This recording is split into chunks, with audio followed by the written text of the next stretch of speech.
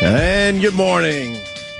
Good morning. I bet you we're talking to a lot of sleepyheads this morning. Oh, yes. A lot of people that stayed up late to watch Lost. Yeah, it was the big finale. The series finale, not the season finale. Oh, no. It's over, Johnny. There's going to be no movie, right, Ant? No. No movie. And a lot of people know I never even saw one episode of Lost. So I'm going to just sit back and relax for the next hour as you guys discuss this. There wasn't a Sopranos ending either, right? No, it wasn't as vague like the Sopranos ending. I mean, if you just think about what happened, the ending, snow globe. It's yeah. Was it a snow globe? It was an autistic kid holding a snow globe, and the whole thing was just like a dream or something. And then Bob Newhart woke up. And he was that's what happened? Laying in bed next to his wife from another show.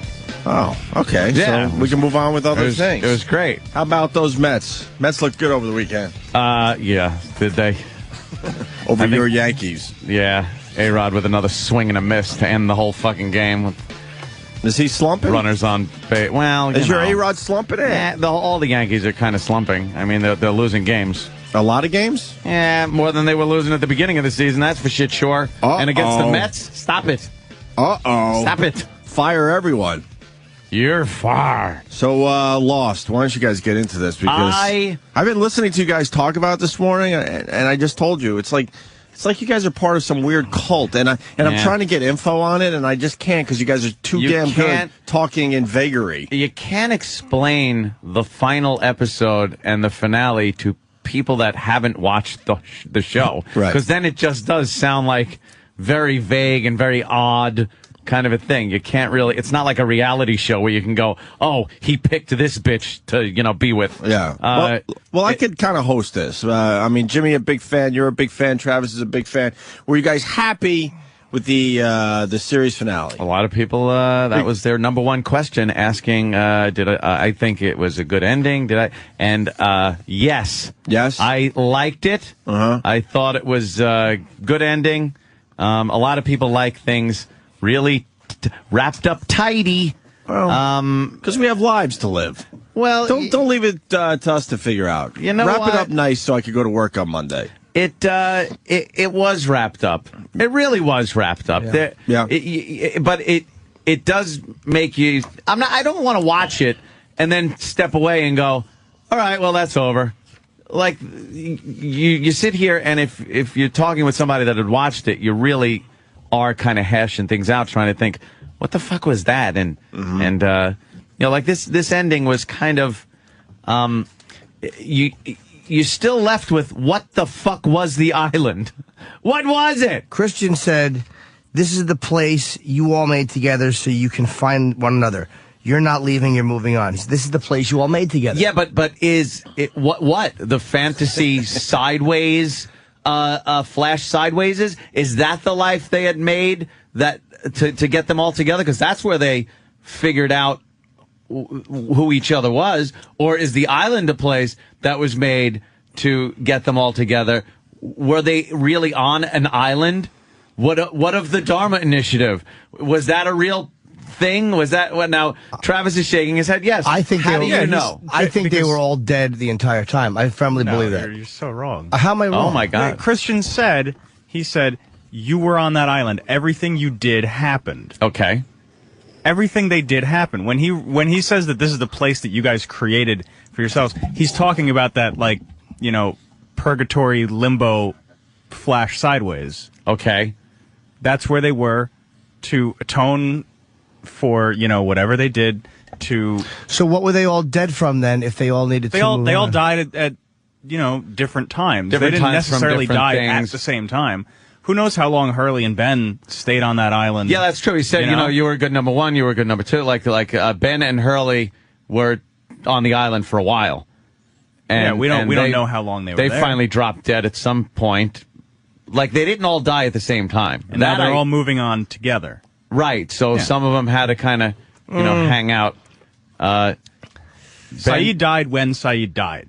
Right, but when did Kate die? We don't know. Could have been years later of old age. So wait. So you think that Hurley just died, or Kate just died at some point from something, and yet moved on when they all did? Yes. To me, that makes no sense. It's almost like Jack waiting at the Titanic steps for the old broad to come back. It's one of those things where it's weird time thing. It's not like you waited. They weren't sitting there in the little church thing, tapping their foot, looking at their little fucking celestial watches, going, "Where the fuck is that person?" It's like it's kind of this weird celestial body thing where there's no real time and space, but when they all were dead, that's when they were all able to get together and move on, as they say, into the heavenly light. I think they were very quick to point out when Christian was talking. He said, everything that's ever happened to you is real. I think that they were very... So they didn't want to cop out they on wanted to make it island. completely obvious that this actually happened. See, I thought when he said that it's something that happened to them in that split second that they were dying. Like, it's almost like all the flash forward and the flash sideways. It was trying to find a way in that moment to fix what needed to be fixed. And then when they all had fixed what needed to be fixed, as many of them that could move on did. Ben wasn't ready to move on. Michael wasn't ready to move on. That's how I took it. Yeah, you're right. And but I didn't believe that they just left it up to fate. Like, Kate must have died at one point. She was there. So he said we all die at some time. You're saying, but he said people died before you and people died after you. He told Jack that. I think it wasn't in that split second. I don't think they all died in the plane crash. I don't think it was like that nanosecond kind of a thing. Oh, I think they died in the crash, and that's why the end of it was just him in the exact same place that the series opened. That was where his body wound up. He fucking got thrown out of the plane, and he died in the weeds. That was exactly where the series opened, was him laying in those weeds with his eyes, his eyes opened to start the series in those weeds, and his eyes closed in the exact same spot. How did that happen? And why did they close on the plane crash? They close on the wreckage. Nothing built, no sign of civilization, just a fucking burned out husk of a plane. Pretty good. To me, that is exactly why they had Jack die there. But why didn't they all die at the same time if it was a plane crash? What's that? Why didn't they all die at the same time if it was a plane crash? I think they did. Saying they did. I think You're saying they did. But, sure. But, Ann, are you saying that? No. I don't believe they ever survived that crash. But maybe they're dying within milliseconds of each other? Maybe it's a time thing. Maybe. That's just it. Like to us, everyone dies in a plane crash at the exact same time, but technically it's... Yeah, so there could be before and after. And I don't know why, by the way, like there's certain, like lost experts might be able to explain Dharma and all these other things, like maybe Albert...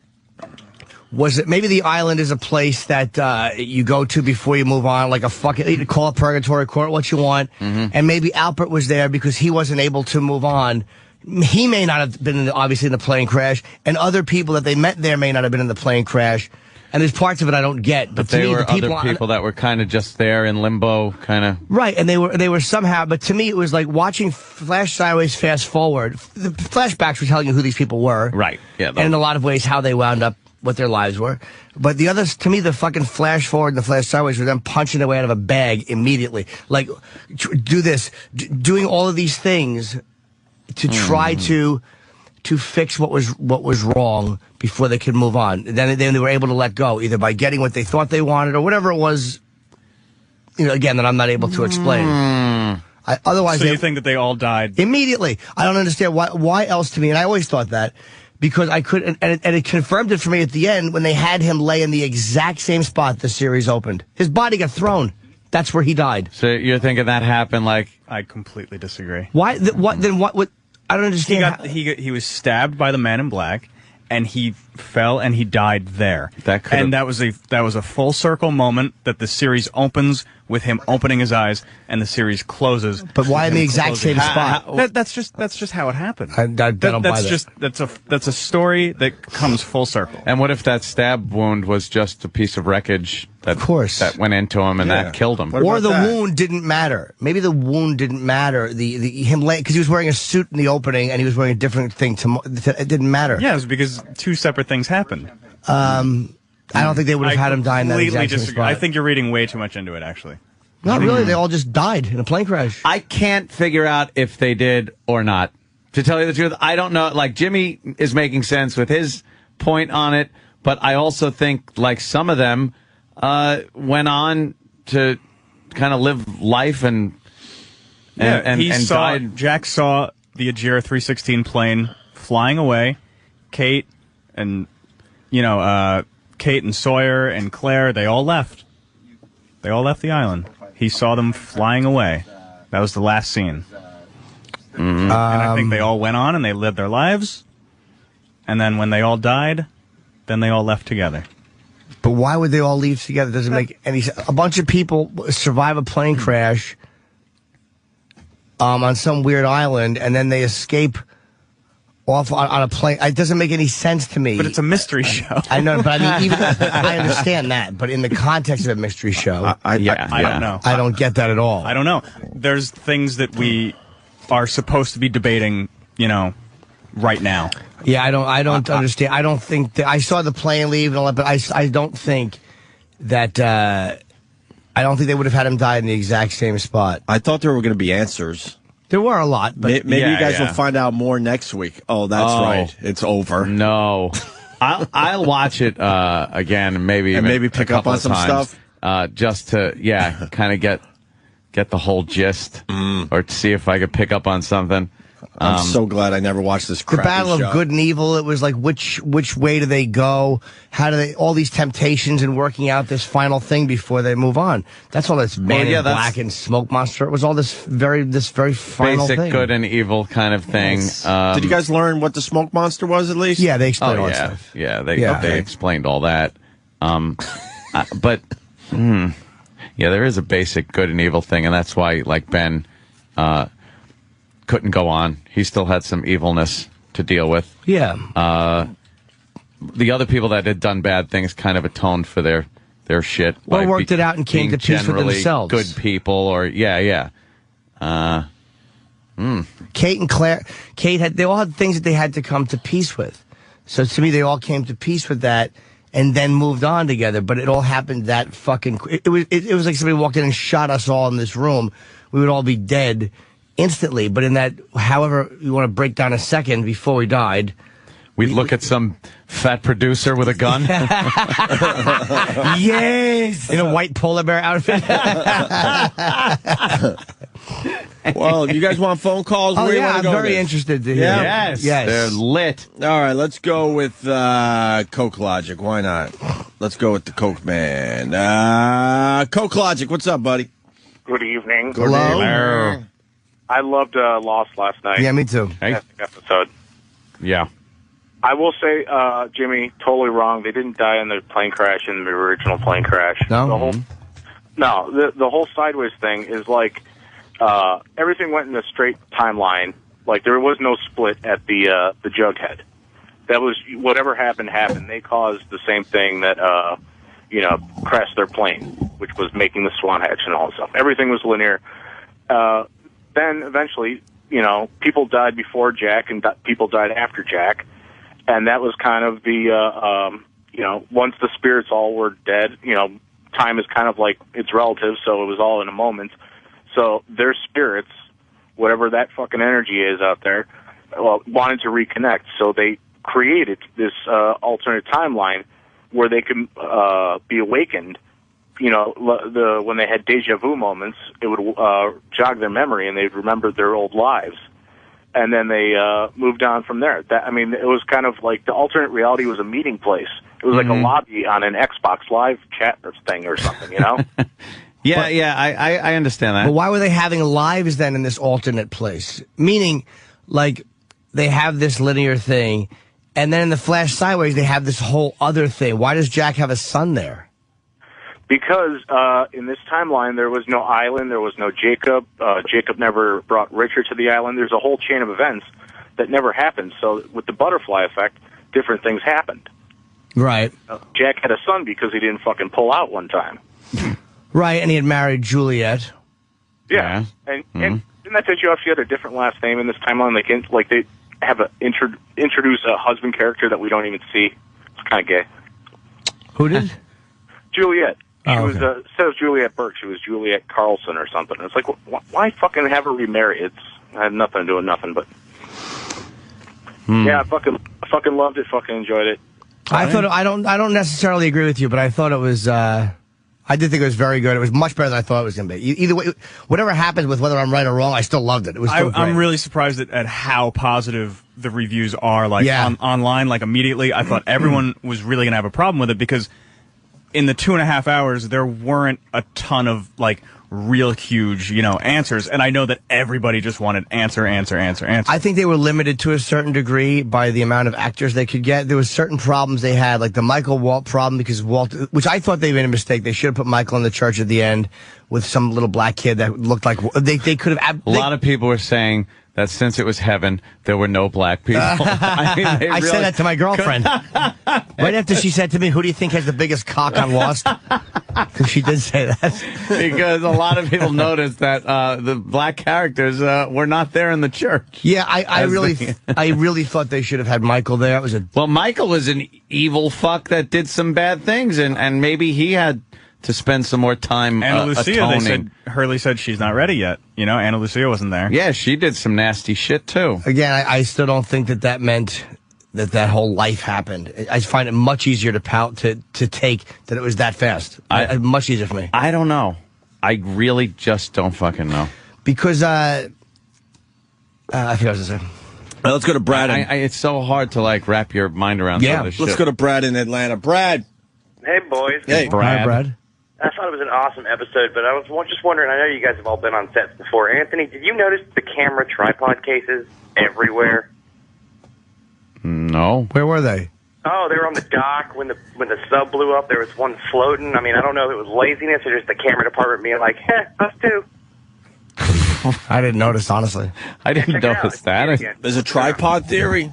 Yeah, right? What the fuck? Yeah. Do tripods float?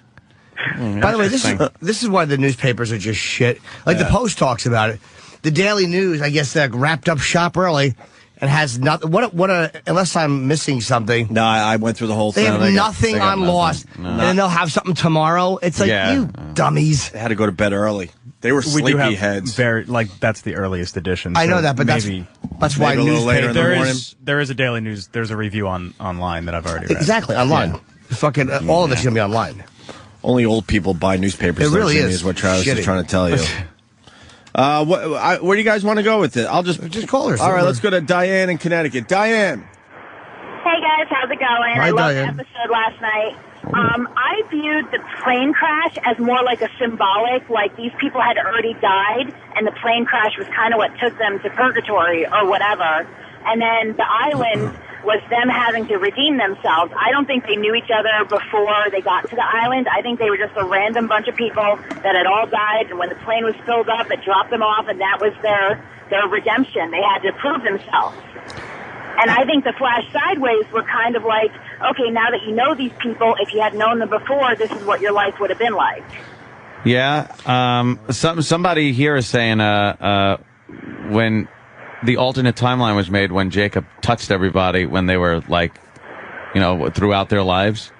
Right, Jacob but that doesn't quite. No, what was that then? What was that when Jacob started like he saw Kate when she was a kid? Yeah, he was marking his candidates.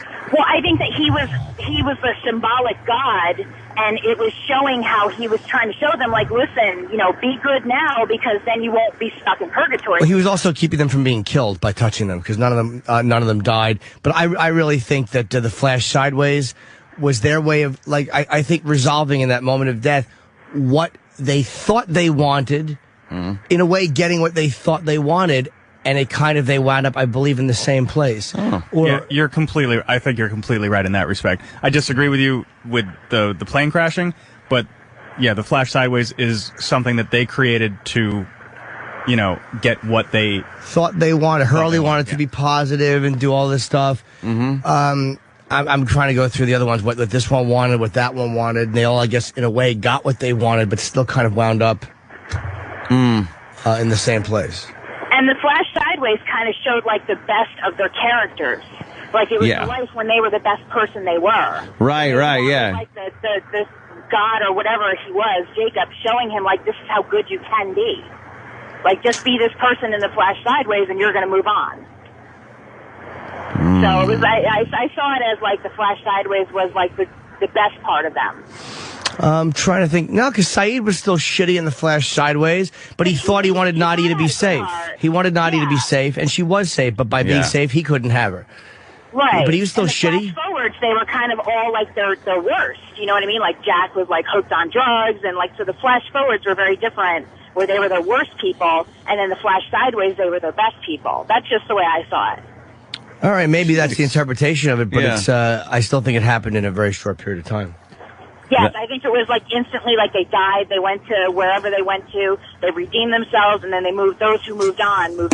And the plane crash, by the way, I really think was just what killed them. I disagree with you there. I think the plane crash killed them. Yeah, it was I don't know. Whatever it was just awesome. The fact that it closed on him in the exact spot that the series opened, and on the wreckage with nothing there. There was no sign that they had ever been there except a wrecked plane on the beach. To me, those two images were too definite a message to be just part of what is a circular, or you said full circle. Those two images kind of, I always felt that way. But when I saw that and then close on the wreckage, I'm like, it doesn't make sense for them to close on those exact images if that's not what it was. No, I agree totally. I agree.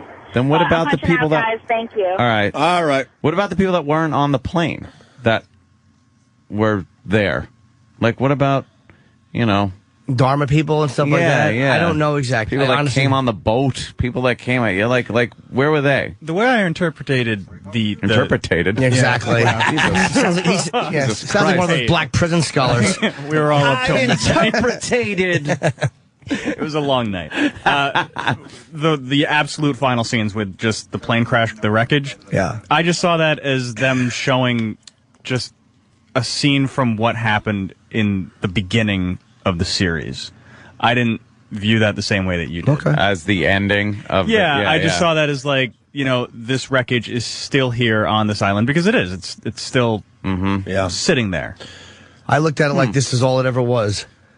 This plane just fucking crashed, and this is all it ever was. Everyone a died. Wrecked plane, and this is where this dumb doctor died, right in the fucking weeds. His eyes never opened. Yeah. Never. No. Let me say hi to Rich in Buffalo. Rich. Hello, Rich. Stubborn Jimmy. Wrong. Maybe. Here's the deal. But I'm not being rich. I'm not being stubborn. That's just how I saw it. Yeah. No. Well, here's the deal. At the very end, where the father, Christian Shepherd, explains to him that time period was the most important time of their lives, as they needed each other and all that. Go back and watch that. Yeah, that could have been a split second. Also, no. The most important time, because it's when they were dying. No, Coke Logic said it right. He basically said that this was like a place that they all made together so that they could meet up later. Because I think, Anthony, you just said that why were there people who were not on the plane there? Yeah. Some people die before you, some people die after you, but time means nothing there. So ultimately, they all met up, in this place before moving on. But the people that died that weren't on the plane crash could have gotten there from other means. So to me, when you move on, you encounter other people who are dying at the same time, or also dying and trying to move on. It's almost like you all get thrown into a waiting room together. Whether it's now, I don't know if the island was. How would they know each other then? What's that? Then how would they know each other then? What do you mean? How would they know each other? Because Penny knew all the other people and whatnot. And again, maybe a lot of that happens in that split second. I don't know exactly how they would know each other. I don't know.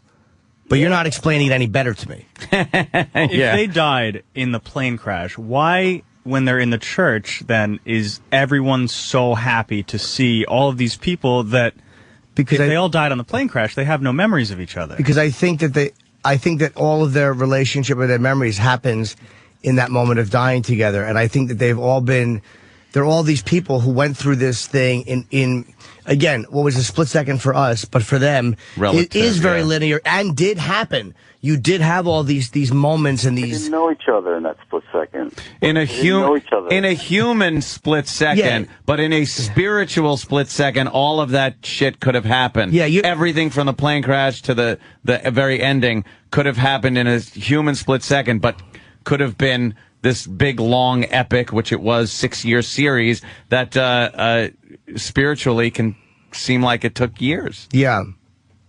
Nah. You guys think? Nah, but you didn't explain it any better, sir. He just goes, nah. Folk You logic can't- has the best explanations for it. I didn't agree with his explanation. I heard it, and he did make sense. It's not the way I saw it. None of these aren't making sense, by the way. What's like The Flash sideways wasn't a sideways at all. It's just that them living in that kind of pre-awakening, almost a heaven, where everything they wanted was kind of happening for them. Mm-hmm. You know? Yeah. But then they all just died together?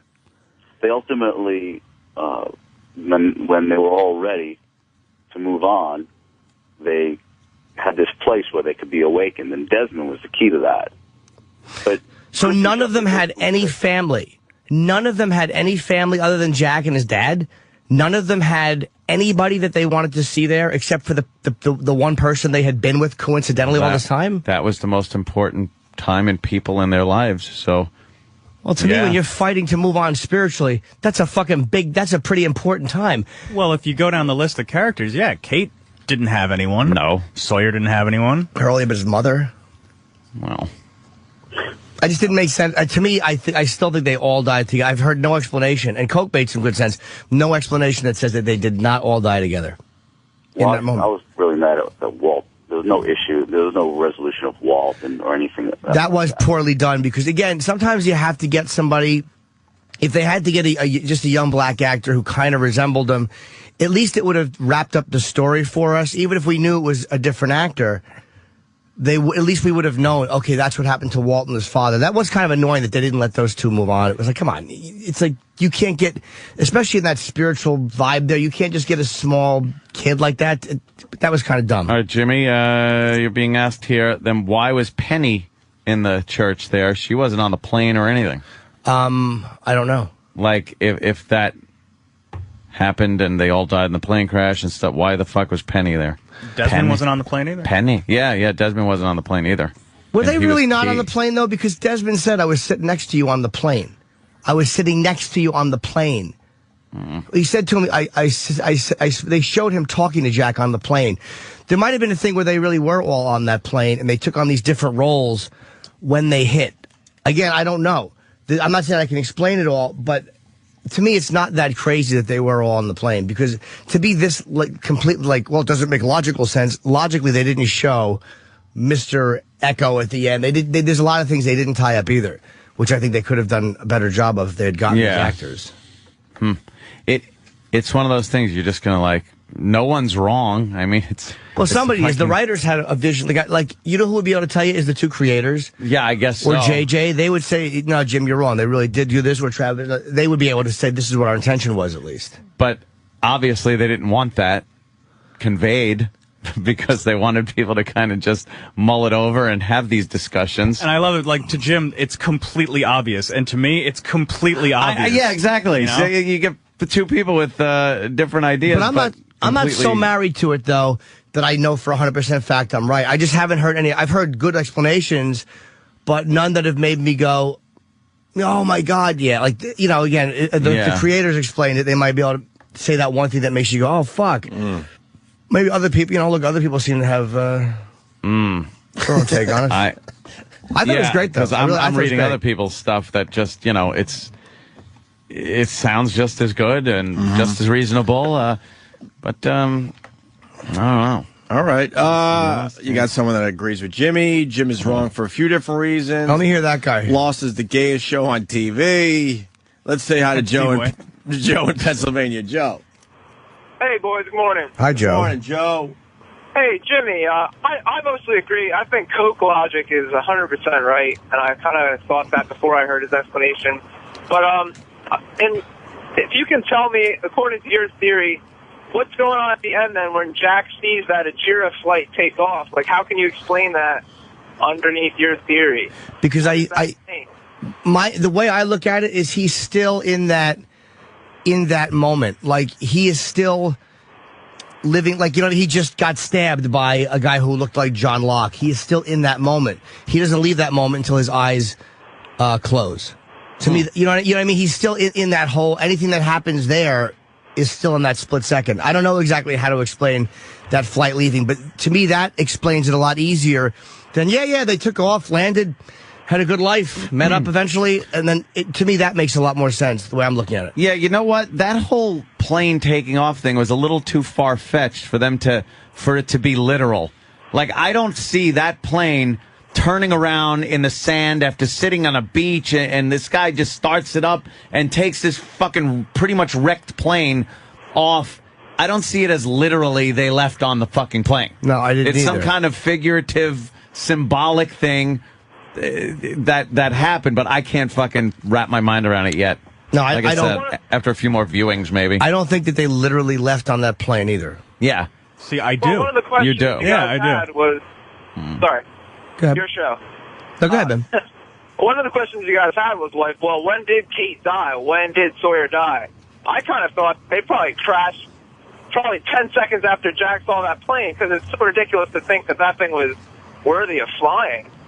So, but do you see what I mean? Like, when they died, they probably crashed into the ocean right after Jack saw that. You're adding a whole new plane crash. Like, how is what I'm saying so crazy that you're adding a plane crash? Like, to be linear, if you're going to be linear, there's a whole lot more to swallow than this is what happens when you die. It's almost like your whole life flashes before your eyes. They say that you see your whole life in a split second.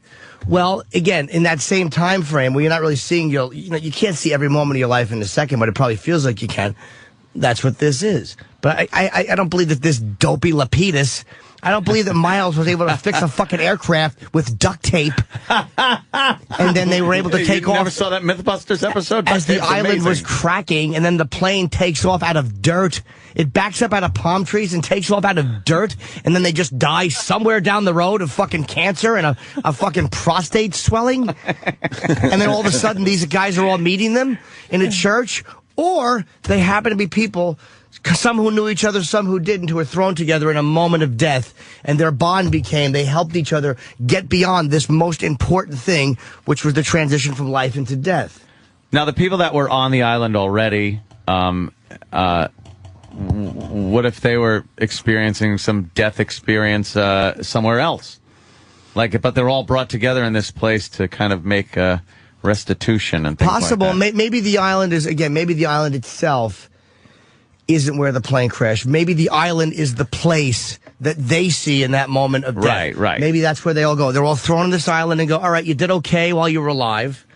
You did okay, but you have a lot of baggage with you, and here is where you fix that before you fucking go on to the next level. And that would kind of explain all this coincidental meeting that they all had, because that never really, that kind of was just things being resolved in their head as they were there together on this fucking island. Maybe the flashbacks were very literal. Now. The flashbacks may have been actual, just things to let us know what these people were like, what their lives were like. That's what I kind of see. But as far as the sideways go, I also think the flash forward and the flash sideways were things that were just happening. Again, they're trying to just punch their way out of this fucking bag. They're trying to find the right way to get resolution and then go. Mm-hmm. Looks like there's more questions than answers, guys. Well, that's for sure. Who's the person that agrees with me? There's been none so far. Well, Misty, but I want to go on to Chris has this Jacob's Ladder theory. Chris, okay. Chris, what's up, Chris? Morning. I was kind of disappointed because my first thought was this is Purgatory when they crashed. Yes. And that's kind of how the whole movie played out was, if you remember Timothy Hutton and Jacob's Ladder, in that second that he was dying on the operating table, he lived an entire whole nother life, which was an atonement for all the mistakes he made while he was really living. And that's basically what this was. They were all just trying to atone for the mistakes that they had made so that they could move on. And I saw Jacob as basically just an angel that was trying to guide them to the light. Or maybe right, guiding them to the light, right? Or some kind of a decision they had to make before they moved on. Maybe him and his dopey brother were just both there with kind of like to tempt them either way. Like you're either going to go up or you're going to go down. You know, it's a very basic belief in heaven and hell or whatever you look at. Yeah, but it was basically just a remake of Jacob's Ladder, only over 6 years. Okay, yeah, I don't remember Jake. I saw it many, many years ago. I just don't remember it. Louis Black is in that, really. Yes, he is. Yes, he is. A doctor. Yeah. But more importantly, who is the manager for Drive Shaft booking such an awful gig for them? What a terrible concert that was. That was a terrible concert. That was awful. And Daniel Farr, that hat. And he wore that hat on Kimmel. I would love to see that hat removed in a vestibule by Walt's fist. That fucking hat Daniel Faraday had on was horrendous. Terrible. See, Kimmel, to me, Matthew Fox on Kimmel, and Kimmel was okay. I mean, but I did kind of like, you saw it, right? To me, Matthew Fox even said, they were talking about having it, Kimmel said something like, he thought that this whole series was Jack's test, I guess, about moving on. And Jack, and Matthew said something like, yeah, kind of. He goes, but that happens in different time periods. For some people, that happens in a nanosecond, and for some people, it happens over a longer period of time. But when he said that, it just, again, it kind of confirmed what I thought. That kind of open-ended, though, where it could have been both. I have to jump in because I have that audio you're talking about right here. I want to present you, if I could, with my theory on what happened. Okay? In a lot of religions, Christianity being one of them, the idea is that life is a test, that you go through your life, and if you're good, you go to heaven or nirvana or whatever, and if you're bad, you don't. You go to hell or you don't go anywhere. My theory is that the whole show, from beginning to end, we were watching Jack's test, his test. And his life on the island, I think, was his real life. Yes. And you think so? Okay, I completely agree. I'm on a roll. Yeah. Yep. And obviously Jack passed the test. Yes. And maybe each of the characters has their own story and their own test, but this show, I think, was Jack's test. I would agree with that. I mean, I'm so proud of myself right now. Then this is his answer, though. Huh? They don't have Matthew Fox's response? He just gave you Kimmel and not the guy who was in the show? You got Leno's commentary, too? How about fucking... I was just ready to say something. Where's Matthew Fox's response? Matthew Fox is just ready to say something. Do we have that, Hope, or is that's all he gave us? It would still be playing if we had it, wouldn't it? What's the deal with Faraday's mother and Faraday? That's my biggest question. Like, because she asked, are you taking my son, right? Yeah, she was not happy that Desmond was continuing doing these shenanigans. And I want to know why. And then he said no, but he's not. Maybe the mother's in purgatory, or maybe the mother is dead as well. And maybe she's having some time with her son, and she's saying, are you taking my son? Meaning, is he moving on now? Oh, okay. And he goes, no, not yet. You know something? That makes sense. So maybe she was finally enjoying some time with her son in this place, and she wasn't ready to move on, and she was afraid that he was. Okay. I'll buy that. Well, a couple more here. Let's say hi to Mike in Union. What's up, guys? What's up, Mike? Hi, Mike. Nice. Very good. Hey, I think that when they were in the church, Jack was talking to his father. They kind of touched on something, and I apologize if this is already talked about, just jumping in. But his father had said to him that he thinks, he said everybody dies, but it's at different times. So what I was kind of taking from it is they went back in time, they detonated a bomb, created the alternate timeline, and it is real. And then in that timeline, they're all sort of realizing that at some point or another, they did all die, and now they're just coming together, realizing their other life and the other theme of the show is whatever happened, happened. So at the end of the day, everything still happened. They still lived that first life, and now they're all coming back together. Is that already touched on, or? Yeah, it's kind of the point Travis was making, but I don't agree with it because it leaves too much to be taken literally that I can't buy and too much. Well, to be just kind of thrown out. Like they give you over 6 years, and then just to never show you Sawyer's death, or Juliet's death, or Kate's death, or Claire's death, or Mike, to not show you any of their actual deaths, and to only kind of in some weird way show you the deaths of the other people, and then, you know. Well, I think the only people that you didn't really see die were those people who did, in fact, leave on the plane, as even though, obviously, tying a hydraulic system with duct tape is a little bit silly, but I actually do think that they were implying they actually left, and that at some point they died. And the reason I say that is because when Jack talked to Kate at the concert, she remembered him and she said, "I missed you so much." And so what she, I think, was implying was during the rest of her actual life, she remembered him and she missed him all during that time. What? What about people that were getting killed on the island, like shot and stuff like that? Again, that like, may what was that? That may have been their moving on, and the actions of whoever was shooting them may have added or taken away from their atonement. I don't know exactly. We got the answer from Kimmel last night. I'll find Matthew Fox. Thanks. Here we go. But at the same time, I mean, I think what's beautiful the way that it ends is that it's room for interpretation depending on people's spiritual beliefs.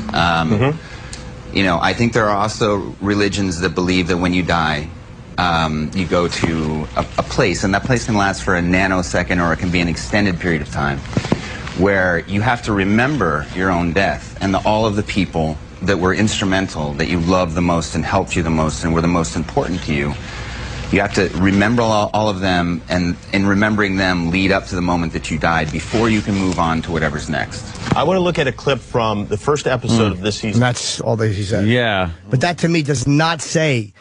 It doesn't definitively say what I'm saying is 100% right either, but it absolutely does not say, yes, that was all literal and that all happened. No. Well, how about that's why I said that's why it's so beautiful. It's left open to interpretation. Matthew Fox said he had actually just seen he had just watched the finale. He came out like almost a little misty-eyed. He was saying he had just seen, like, he was blown away by it. He knew that it ended with the eye closing. But he did not, I think, see it as a whole image. Why doesn't one of the creators do an interview and just tell us something? Maybe they will. Even if the answer is it's open to interpretation. No, they're going into hiding for. They said like why? They said a year ago that they're just going to let it sit and let everybody talk like we're talking now. So we're eventually, I think. So we can discuss this like we discussed The Sopranos for a year. Exactly. Great. It's better. Great. Great. Let's say hi to Keith. Keith. No? Okay, you know what, guys? We're going to go to Mr. Know-It-All. Mr. Know-It-All, thank God you're calling the show. Oh. What do you have, sir? Hey, guys. Good morning. Good morning, Mr. Know-It-All. Yeah, I want to congratulate Ope. Thank you. No problem on this show. This thing was left open-ended for a reason. If you'll do some background, the show's creators were really into the Jim Carroll band in the early 80s. You guys probably played their music. People that died, yes. You got it, you got it. Yeah, okay. They threw that out there so they could get our response as to where this thing could have possibly went. So that's what you got from Mr. Know-It-All. Is there any other questions that's bothering Mr. you? Know-It-All doesn't know anything. Now, how about Mr. Explain One Thing? Mr. Know-It-All's a cunt. Yeah, but you didn't ask Mr. Know-It-All a question. What's wrong with you guys? We got an opportunity here. Anyone have a question for Mr. Know-It-All? Anything. It doesn't matter. Anything. Come on. Firearms, politics. Well, no, I'm not interested in your new character. When did they all die, Mr. Know-It-All? They all died immediately, within microseconds after the crash. And I never. I like this guy. Episode. I never saw the first episode. You never saw any of it? No. Then why I got a feeling from it. That's what it's Mr. Feeling All. I'm serious. I listened to you guys this morning talking about the finale, and I'm thinking, it's got to be what happened. Let's go on to something else real quick. I want to keep the energy level up. Blow me, Mr. Know-It-All. What's wrong with you guys? I love Mr. Know-It-All. He's an ass. What do you want to move on to, Mr. Know-It-All? Hey, anything's open. The oil problem, firearms. You said that already. Yeah. Come on, Ant. You can give me something. No. All right, Mr. Know-It-All. You call back anytime. Thank you, sir. Have a good day. The church was in the fourth season. The island must be held because an interracial couple lived there.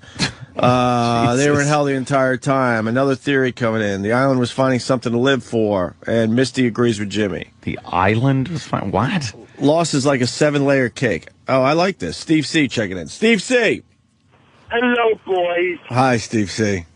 After reviewing this tapes, I realized that Lost is like a 7-layer cake. Each one of the lives is like a layer. You can eat one of those layers at once, but they all go into my big, delicious belly. Looks like our Lost discussion has fallen apart. Fallen apart at the seams. All right, why don't we take a break? We could continue with the Lost thing, right? Yeah, we have a whole big audience, I think, that we're talking to now from... are we on Stars as well? I think so. So we're on a lot of the series, people hearing us for the first time. Hey, what's up to everyone listening on Stars 2 on Sirius today? For a month, I think, right? Yeah. Right on. We better entertain these fuckers. We go to break with Jimmy Kimmel doing a little unnecessary... What is this bit called again? Unnecessary... Danny, help me out. Unnecessary what? Censorship. Kimmel does this a lot. Yep. It's kind of like when we do the beep game. Yep. And we openly admitted we got that from Kimmel. So and he did a Lost version. Yeah, I think so. I think he just pulled a lot of clips from the entire series. All right, cool. Let's check this out as we go to break. Opie and Anthony. Just angry. I got to say, I'm very uncomfortable today because yesterday was my birthday. Oh. Happy birthday. Thank you. Oh, it's my niece's birthday today. Kelly, down there in Winter Park, Florida. My stupid sister many years ago couldn't push the kid out on my birthday and had the kid after midnight. So now, instead of having the birthday on the same day, which is kind of a cool family thing, she's a day after mine. Oops. Not that that matters to anyone except me. Okay.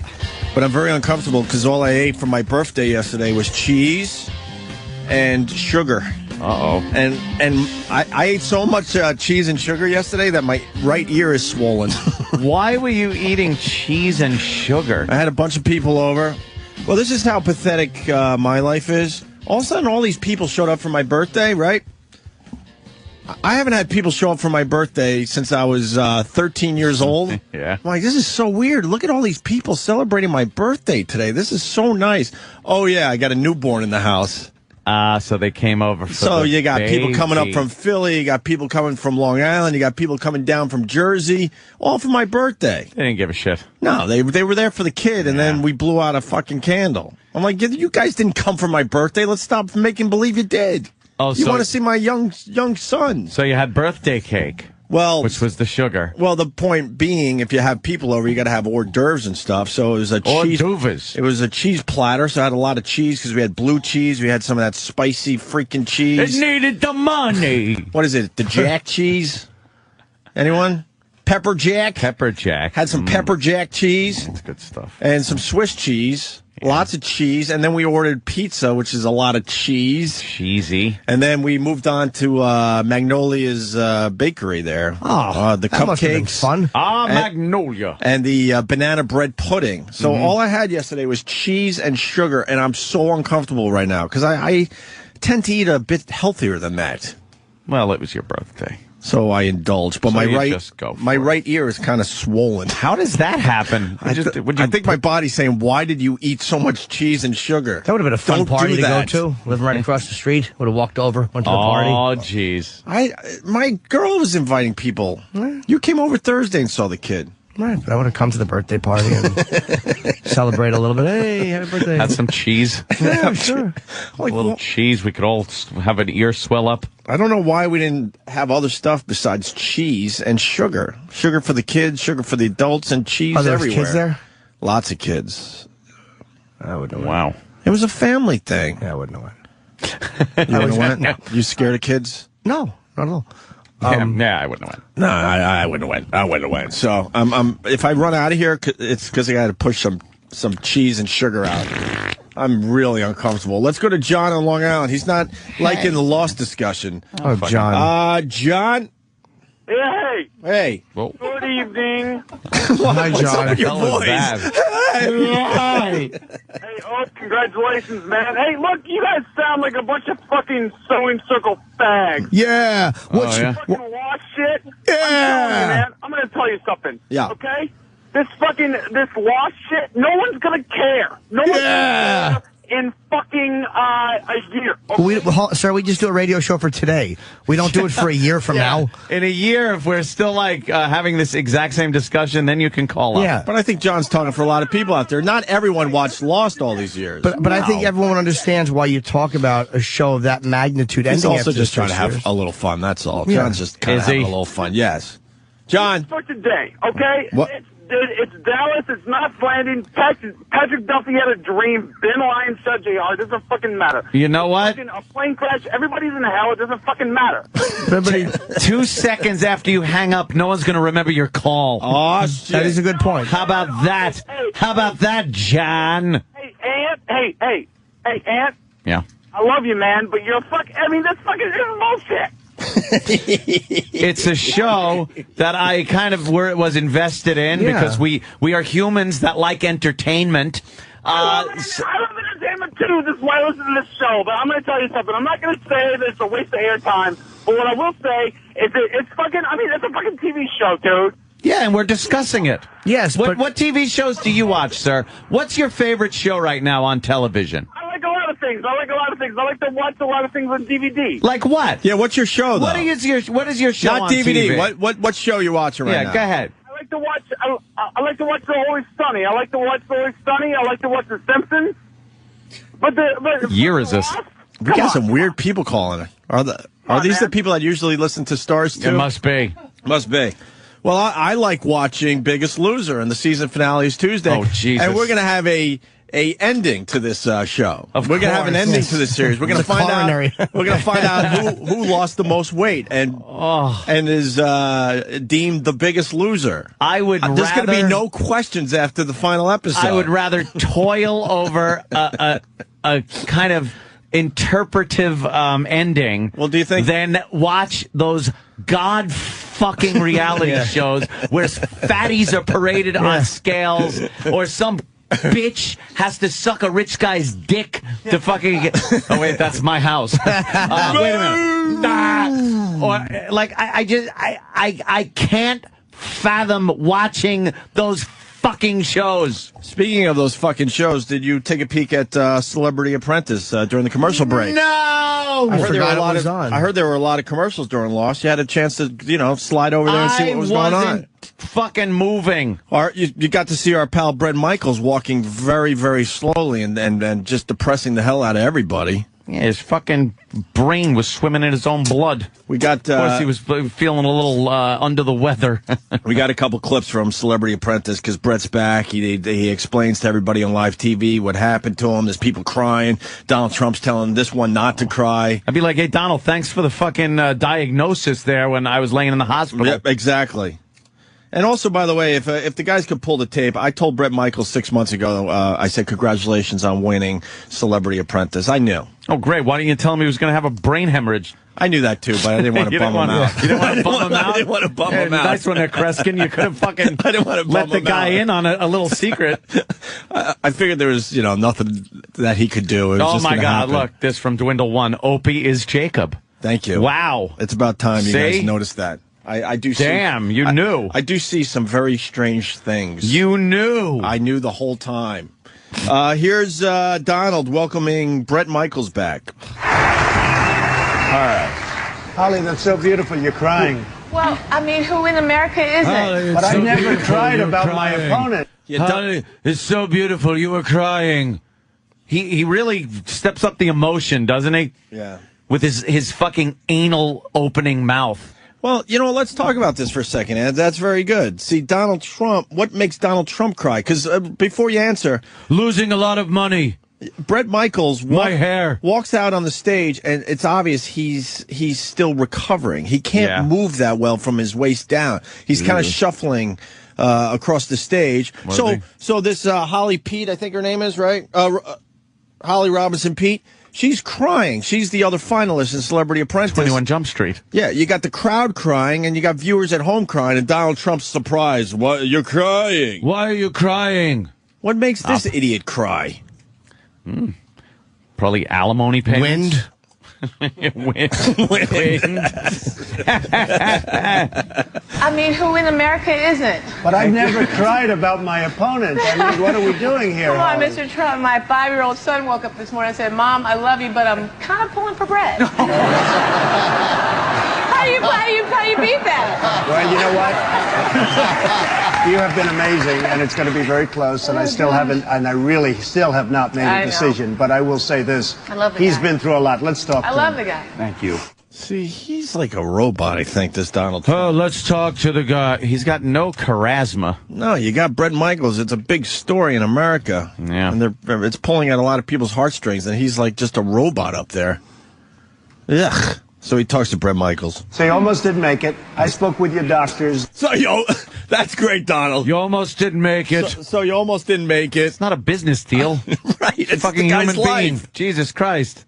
So you almost didn't make it. I spoke with your doctors. They were really they must have done a hell of a job, right? They did a great job. No. I was really fortunate because we reacted quickly when the hemorrhage happened, got to the hospital and the doctors, Dr. Zabransky and everyone there. I was out of it for about 3 days, and they, great medical team and good people, and I cannot thank you and your family for all the well wishes. But Bret, they didn't want you to be here tonight. No. Are you at all? Right. Believe me, not at all. Are you risking your life being here? This is a lot of pressure. Lately, it seems like me just standing up is risking my life. So I'm just, I've become like the rat boy, the medical experiment over here. It's one of those things where everything that happens just is, it's been crazy. Honestly, for about a month and a half, I felt I was healthy. I love being on the show, and it's been a rough go, but I'm glad I'm here. And yes, it's been a risk, but I wanted to be here, and all respect to Holly. I said this. I said I didn't travel this far in this much pain to lose. I came to win, and I'm glad to be on the show.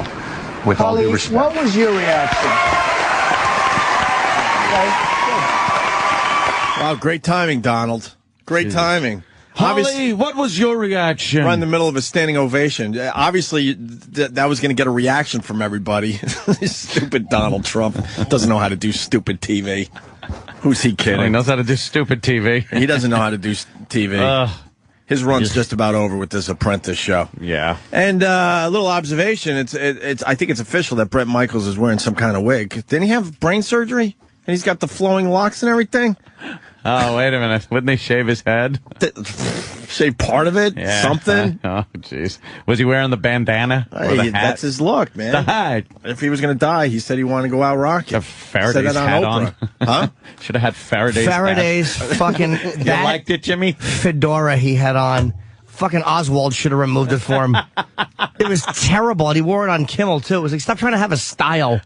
Fucking corny, Lower East Side white guy look. Fuck you, they try to look interesting with a hat. Yeah, let me go to Kelly in Kansas City. Kelly. Yeah, hey, on the Fox ticker yesterday said Bret Michaels had a heart attack. Yeah, he also had I don't know if it was a heart attack or a stroke over the weekend. Jesus. And now he's on this Celebrity Apprentice Live last night. He's a mess. Oh, really? Okay. I thought they said stroke. You might be right. It might have been some kind of, heart attack thing. I don't know. But yeah, he had another emergency over the weekend. Jesus. There's this guy's got 9 lives. If he's got 9 lives, how many does he have left? Well, that's a good question. That's a good question. You want to figure out how many lives Bret Michaels has left, Jimmy? That's a good question. Why don't you ask Jimmy? Jimmy wasn't paying attention. He was. What'd you say, sir? Jimmy, with all the problems Bret Michaels had. I heard you. He actually fucking bit. Hey, Jimmy, when's your next gig? Hey, he hung up. This Friday night. Well, I'll answer it. Yeah, answer it. This Friday night in Seattle at the Showbox Theater. 2 shows. Say hi to BJ Shea. Yeah, I'll see those guys Friday morning. One more clip from Celebrity Apprentice with Bret Michaels. The only reason we're doing this because Bret Michaels almost died a couple times in the last few months. She's throwing the tear card now. Hey, Bret, I gotta work what I can, baby. you've been popular. Everyone's loved you. You've been imaginative. You've done an amazing job in every single way. A little flaky, but that's okay. You've really proven, and maybe this is unfair, but you've also proven, and I think Holly would really agree, you've been proven to be very brave. Yes. And I appreciate that, and everybody here appreciates that. Thank you. Holly, you won more money than anybody has ever won on The Apprentice or The Celebrity Apprentice. You won a lot of money for your charity, and I'm very, very proud of you. You've been amazing. You lost a couple of times as project managers, but we can forget that. Holly, I have to tell you, we all love you. And Brett, I have to tell you, you're hired.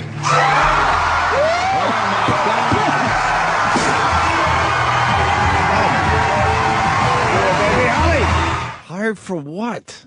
You're hired. What is he hired for? I don't know, but it sounded like fired with a huh. Huh? Yeah. Man, he tricked everyone. Boy, I thought he was going to give it to Holly until the last second, and then he said, Brett, you're hired. It was crazy. Crazy TV last night. Poor Brett. Huh? Poor Brett. Well, what is he hired for? Does anyone know? I don't know. Does he work for Donald Trump now? I don't know. Yeah, what's he doing? What's he doing for Donald? Like, knowing Donald Trump, he'll throw him in the mailroom. What the hell? What was that show about? I've never seen an episode. I don't know what they do. I know. I don't know what their for? job is. What? I have no idea. Shouldn't he just have said, you won? Here's your money, and then Brett goes back to Rocket, and Donald Trump goes back to whatever he does, and that's it? You'd think. Or Brett Michaels now works for Donald Trump. Yeah. Explain. Just going to go in every day. Imagine. Hi, Mr. Trump. Cut your hair. Yeah. Take off your wig. Would you want to work for Donald Trump? No. Seems like a real prick. Yeah, I wouldn't want to work for Donald fucking Trump way. either. No. Well, he would never hire us. I wonder if all this fucking grief he's having is because that fucking piece of stage setting hit him in the back of the head. Seems that was the catalyst to this whole thing, right? Oh. That seemed like a big, heavy fucking stage thing. Fucked up. Hitting him on his head. All right. Yeah, So there you go. So that was another season finale right there last night. Well, unfortunately not a series finale. Huh? I think it is a series finale. You think that's it? Didn't we look at the ratings for Celebrity Apprentice? Little down? Wasn't it so-so? So-so? Because so-so said so. You expect me to believe Brett Michaels wears a wig because so-so says so? And Travis must be very, very upset tonight. Jack Bauer. I thought that's it. No one is talking about that, by the way. Everyone on Fox is talking about that. On Fox. On Fox, exactly. No one else is talking about it. It's going to be good. What a dud that series became. Yeah, man. you know what? Well, that series completely fell apart. Of course, talking about 24. Well, what a dud. Yeah. Eight seasons. You know, it's hard to. That one, to have that good one seasons petered every out. time. 8 seasons. Yeah, but he's more exciting off the show. Exactly. Oh yeah. Yeah. So 8 seasons. Danny and I want to start a Facebook group about wanting to drink with Kiefer Sutherland. Yeah, it just you might not like what he enjoys drinking. That's not true, Jimmy. Well, we don't know. I know what you're insinuating. There's a lot of hints out there. He loves. Oh, really? He loves being shirtless. Oh, yeah. Like it might be. Look at that, Travis. Like it might take it right out of the tap. Yeah. Like he may actually squeeze the tap and. That might be where the anger comes from. Maybe not accepting things. Maybe he needs to go to the island and that's right. resolve a few issues with himself as he fucking puts a hog in his mouth. It's gonna be a rough. It's gonna be a rough night for Travis. 24 ends, and also your hockey season ends tonight. That's not necessarily as the Flyers true. take out the Canadians and play for the Stanley Cup. And I'm not even a Flyers fan, but I have to kind of root for them a little bit. You don't want the Blackhawks winning the Stanley Cup, do you? No, I want the Canadians. That ain't happening. What is it? 3 shutouts out of 4 games? Yeah, that's rough. Yeah. Well, we've been down 3-1 before. So. And what? And they've won. Yeah. So let's see what happens. Sounds like they have a lot of confidence. Well, you know, they haven't looked too sharp so far. Fucking Flyers coming out of nowhere. Peaking at the right time, some would say. I hate when sports fucking talk radio talks about a team peaking at the right time. You don't like when they say it all depends on who's hot in the playoffs? Yeah, it's all that nonsense. They're peaking at the right time. And Obama wants LeBron James to go to Chicago. Yeah. Oh, yeah? LeBron to do what? watch. to win some more championships for the Bulls. Oh, I thought to fight crime or something. I think that would be a dumb move on LeBron James's part. Because then you're living in the shadow of the great Michael Jordan. Why would you want to do that? Well, they would always be comparing him, wouldn't they? Of course they would. Yeah. And then he would have to win a hell of a lot of championships for people to even say that he was the greatest Bull of all time. That he's doing something. You just want him as a Knick. Yeah, because then I would start watching the Knicks again. I can't tell you the last time I was actually a true fan of the Knicks. I guess when it was a good time to jump on the bandwagon, when they were winning. Dude, honestly, when we got Patrick Ewing, we're like, oh my God, we're going to have so many championships. Didn't win a one. So it's been a long drought. Remember how much you enjoyed his fadeaway jumper. Ugh. Oh, we used to talk about that. Yes, because you're a 7'4" monster and you're taking fadeaway jump shots. Yeah. Here's a guy called Don't Watch TV. Oh. Or Doesn't Watch TV wants to check in. Doesn't Watch TV. Yes, sir. Hey, good morning, guys. How are you? Pretty good. Hello. Hey, I don't watch much TV, but this has been enlightening this morning. What's the story with Bret Michaels? He's on a show? He's sick? Is this bad character day? This is, yeah. Is this bad character day? Never took an acting lesson guy is on the phone right now. Well, I got. Did Bret Michaels, did something happen with him today? Yeah. Mr. Faversham? It's out of the question? Out of the question. Mr. Faversham. I only got my news from placemats at diners. You know what? Don't make it about me because you're bombing. He's radio callback guy, too. Yeah, exactly. Your character's bombing, so you're going to try to fucking push it on me? You're a guy who called up with the wrong name guy. Exactly. I really want to know what Bret Michaels is going to be doing now that he's hired. You heard Donald Trump. You're hired, Ed. What does that mean? I don't know. He's going to be sitting there. Somebody just started typing, numb arm, numb arm, numb. Like he'll just sit at his desk talking about his arms going numb. Calling ambulance. And by the way, the regular Apprentice is back in the fall, and you're going to get another Celebrity Apprentice in the spring. So, what do I know, man? Donald Trump is going to be doing TV for everybody. Dana White coming in at 9 o'clock today? Yes. What has he got? A new video game he's pushing? Oh, is he? I do believe, yeah. He's doing TV all over the place here in New York, I see. Every time I look up, he's on another TV show, which is cool. Well, what, video game? A new one? I believe so. It's time already. Time for another UFC game. The first one sold like 1 million copies in a month. Yeah, it was huge. Been playing Red Dead. Red Dead, and people have been sending me video clips and photographs of how they have just tortured my character. Well, I saw one where you were tied to the train tracks. Yes, one gentleman with a bandito with a gun just kind of hovering over you. He took his lasso and tied me up and threw me on the train tracks, and then just sent me the picture and said, well, waiting, just waiting for a train to come by. Did the train ever come by? Because I got that picture too. I went in and actually beat the shit out of myself, which was fun. I listened to myself whining and running away. That's nice, but do you like this game? Yeah. Yeah, it's pretty good. I think you're not really playing a game. I think you're dead the whole game. Oh. And it's an alternate timeline where you're not a cowboy, you're an Indian. Yeah. Did it feel good beating yourself up? Yeah, it was kind of cool. I was really Did you resolve some issues? Yeah, I resolved some issues by clocking myself in the head. Danny brought up a good point, though. The game itself is not like Grand Theft Auto, where you can just go around and beat the shit out of people as long as cops aren't watching and stuff. If you pull your gun out in town and shoot at something, people will start shooting at you. Right. So you got to kind of be a little more careful. Well, you had that in Grand Theft Auto, depending on who you were depending on where you were, I guess. Yeah. But you're saying in this game, every time you mess with something, there's some kind of consequence? Yeah, they're a little more oversensitive about you pulling your gun out and just shooting at shit. What if you're in the middle of the desert? No one's looking. How are they going to know you just killed Well, that's true. See, that's fine then. Then you can do that. But there was one point where I started a fist fight with a gentleman, and I started punching him about the face, and he fell down. But he kept getting up, and I had to go on a mission, so it was the first time I was hopping on my horse, and I didn't know how to make the horse run. So I beat this guy up. I get on my horse and start walking away. The guy comes running over, rips me off the horse, and starts beating the piss out of me. So I punch him again until he falls down, get on my horse.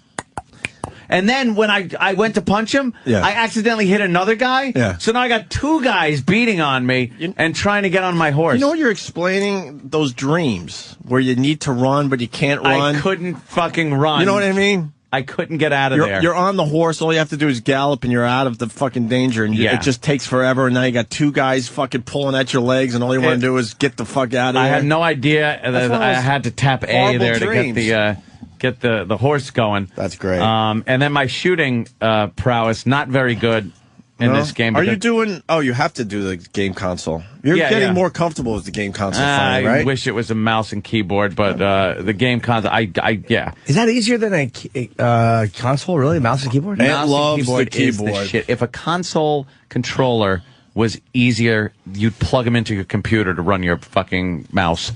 Yeah, wouldn't it be easier? A mouse, you don't even think. It's second nature to just, you point, click, click, click, click. You can hit anything. But how do you move stuff? Like, if you could use both hands, your left and your right thumbs, how do you use your left hand on a keyboard? You're on your keyboard with your left hand, and your right hand's on the mouse, and you're working it. You're working it. You're working your forward, backward, WASD. Yes. What's WASD? That's your forward, backward, side to side. See, I've watched you play games on a keyboard and a mouse. It's pretty amazing. It's second nature. To me, the console's way easier. It becomes second nature. When I try to aim with the console controller, I'm constantly like sweeping and overshooting my target, right? Or I can't zero in. I could zero in a headshot with a mouse and keyboard. No problem. That's because trying to do it with a console controller, it's like fucking pain in the ass. That's because at our age we're not supposed to be playing video games. We have old man fucking nerves. Console is so much better. Console is so much less accurate. See, and that's in the same thing. Well, people will argue console isn't better. It's a known fact. Some people would say console is better, though. Maybe for them because they haven't played games on the computer. I have no idea. But you know what? They've proven that mouse and keyboard is more accurate as far as zeroing in a reticle. All right, we're not going to solve that argument right now. No. But Red Dead Redemption, what do you think? How many hours did you play? I played a couple hours. You like? Yeah. Did you do storyline, or were you just fucking around? I was doing storyline. I fuck around a little bit. Like, I took a shot at a lamp and didn't realize that they're all gas lamps. Oh, shit. I thought it was a light bulb, and it was just going to go like poof. Nice. And it made so much fire that I thought, wow, that's kind of good to know. If somebody that you want to kill is standing near a light, you just shoot the light and you fucking set them on fire. So that was cool. And then we got so wound up, we had to go to the range. Oh, really? Shoot real guns. Oh, how cool is that? Danny getting very proficient. Yeah, with the AR-15. Getting good at the gun already? Iron sights. Not using an optic or a scope or anything. Wheeling it out to fucking its maximum in the range. What is that, 25 yards over there is all they got? No, the NASA range, it's only 30. But yeah, 30 yards. But iron sights. I don't know what that standing means. there. Might as well talk about Lost again. That's no scope. No scope. Oh, okay. Just using the sights that say come no with scope. with the rifle. Keep it easy for me. Iron sights. Iron sights. And the looky thing. The looky thing. Thank the looky you. thing's on the top of the gun. At least I know what you mean. At least I know what you mean. And standing up. So not leaning on anything. That's cool. So very good. And I took the Eagle out, which was always fun, the 50 cal handgun, which is just hysterical. People stop to just watch that. They just look. Is it loud? They peek through to watch you shoot that. Is it loud? Thing. It is so fucking loud. It is so insanely loud. Is that the one where girls get hit in the forehead? Yeah. They get hit in the head. And the shells fly back to, like, the other side of the range. The shells coming out of the gun fly back. Yeah. But don't they have a backboard behind you, or you know what I mean? Like so what if someone's walking in that area? Yeah, then they get hit. Wear your fucking eye protection. All right. What can I tell you? Yeah. Well, what Danny got the. What happened? Well, I have a mouthful of food, but I also have it's iPhone video, but if you want to hear how loud the gun is, I don't know if it'll in translate. In contrast with is your gun shooting at the same time? No. Yeah, that's always a good contrast. Hang on. Wow. Wow. That would fucking hurt.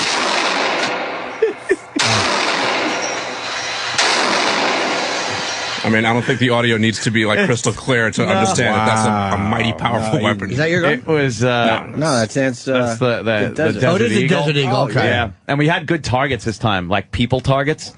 Like targets of silhouettes of people. It's better than just, the It's better than that shitty bullseye target. fucking bowling pin. And the bowling pin that they use because they want to be politically correct. Like a lot of law enforcement agencies have switched to the bowling pin because you got the bottom of the bowling pin, which is like the body, and the top, which is like the head. Sure. So instead of shooting at a person, Right. it makes it more politically correct. I like that. I eliminated the target's face with 50 caliber rounds. And then you just shoot like a 223, the AR at it, and it makes nice little holes. It looks like a pellet gun. Yeah. Next to the size of the hole that a 50 caliber round is rips behind. the target like it rips the fucking target like a television show gun. Very cool. Oh, it's a lot of fun. It looks comical. Yeah, like the size of a hole is comical. Like you would say, I blew a hole in a guy, and then you'd go this big with your fingers or whatever. But that's really the size of the hole that it leaves. I hit the guy in the arm, and we were just laughing at how the guy's arm would have just come off. Jesus. You would have his arm would have fallen to the ground.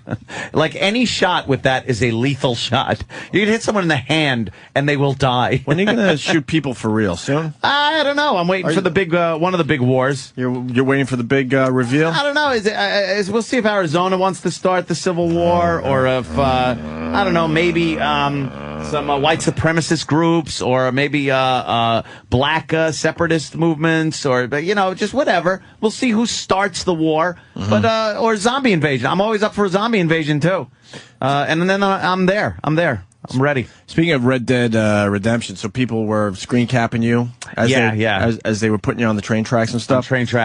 Well, I had assholes sending me pictures of sunsets that are in the game that appear. Really? That's pretty fucking funny. They're like, hey, man, here's a cool screen cap from Red Dead Redemption I thought you would like. So I'm thinking it's some kind of, I don't know, there's some dude like killing a bear or something. No, it's a nice sunset in the distance as this guy's riding on his horse. I'm like, gee, thanks. Thanks, man. Also, the Bret Michaels thing, he can't work for Donald Trump. This guy makes a very good point. Bret Michaels will start collecting disability right away from Mr. Trump. So why would he hire Bret Michaels if he's going to collect disability right off the bat? That's not a good business move by Mr. Trump. No. Unless the whole thing is fake. It's fake, right?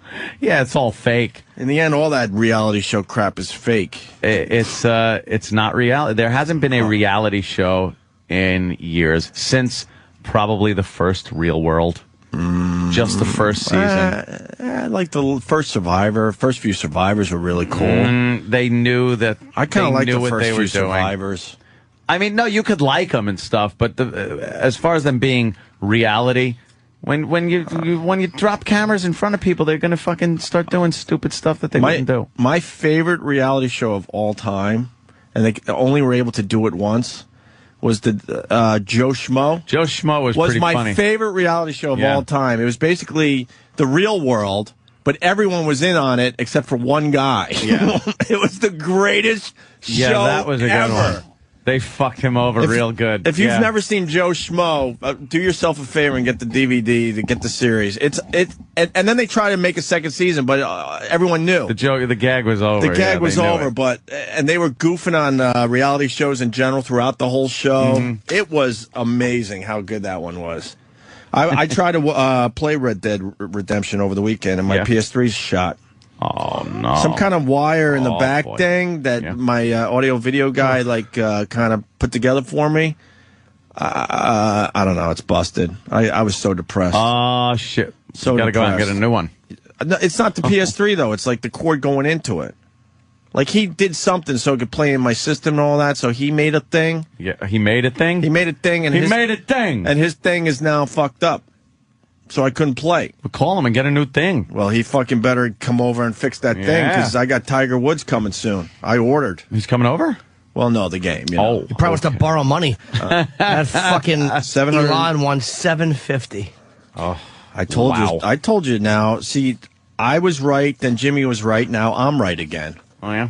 Yeah, the fucking divorce thing. A lot of people said they would stick it out. No. Fuck She's that. basically been gone, by the way, since this all went down. You know that, right? Yeah. That's coming out now. She's basically has barely talked to him since. And she doesn't want to sign a non-disclosure. Yeah, well, because she knows she's going to get a huge payday no matter what. And she wants to write that book. And Elin wants $750 million from Tiger, refuses to sign lifetime confidentiality clause. She'll sign it. It's a negotiating That is a tactic right now. negotiating. Of course she'll sign it. I don't know if she'll sign that if all of a sudden she only makes a $500 million because she doesn't sign that. I don't know. She'll go, okay, I'll sign it for $1 billion. Right. It is a negotiating tool, obviously. I say she never signs that. She can make a lot of money off a book, but probably but not she as doesn't much need 50 million worth. Not as much as she would make. Yeah, but she doesn't need the money. Yeah. No, she might want to. Talk about how she wants 750. Let's say she gets 250 million. She might want to drill him. She might be so scorned and pissed that she has some info that she wants to fucking. I'm not signing that because I want money, and then I want to fucking talk about what a prick you are. She can't drill him too hard because they got 2 kids together. Doesn't matter. You don't think divorced couples have bad-mouthed each other to their children? If she walks away with a huge payday, I don't know. He humiliated. She's fuming, man. A woman scorned. They don't make sense. You can't pound logic into that shit. She's going to take money, and then she wants to badmouth him. He fucked the neighbor. Yes. Like that's probably one of the ones that really, she's like, that probably cost him $150 million. Yeah. All the times she went outside and saw that neighbor, like, hi, how you doing? Hi. And she's thinking back and going, she was just saying hi.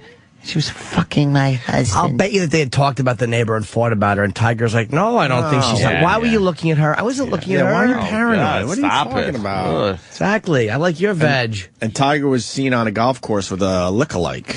I love when they come up with that. An Elin lookalike. Oh, really? Supposedly, some of these gossip sites are reporting that Tiger is with a new blonde. Ooh. They're very smitten with her. Racy.